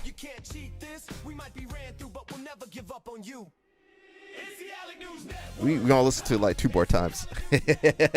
2 more times. Yeah.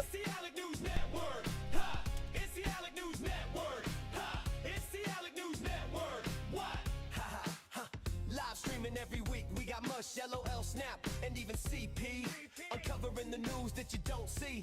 Doing judo and jiu-jitsu is where you'll find me. Traveling the world, meeting these girls, pleading the fifth. You can't cheat this. We might be ran through, but we'll never give up on you. It's the Alec News Network. Ha! It's the Alec News Network. It's the Alec News Network. Ha! It's the Alec News Network. Ha! It's the Alec News Network. Ha! It's the Alec News Network. What? Live streaming every week, we got Mush, LOL Snap, and even CP. Uncovering the news that you don't see. Doing judo and jiu-jitsu is where you'll find me. Traveling the world, meeting these girls, pleading the fifth. You can't cheat this. We might be ran through, but we'll never give up on you. It's the Alec News Network.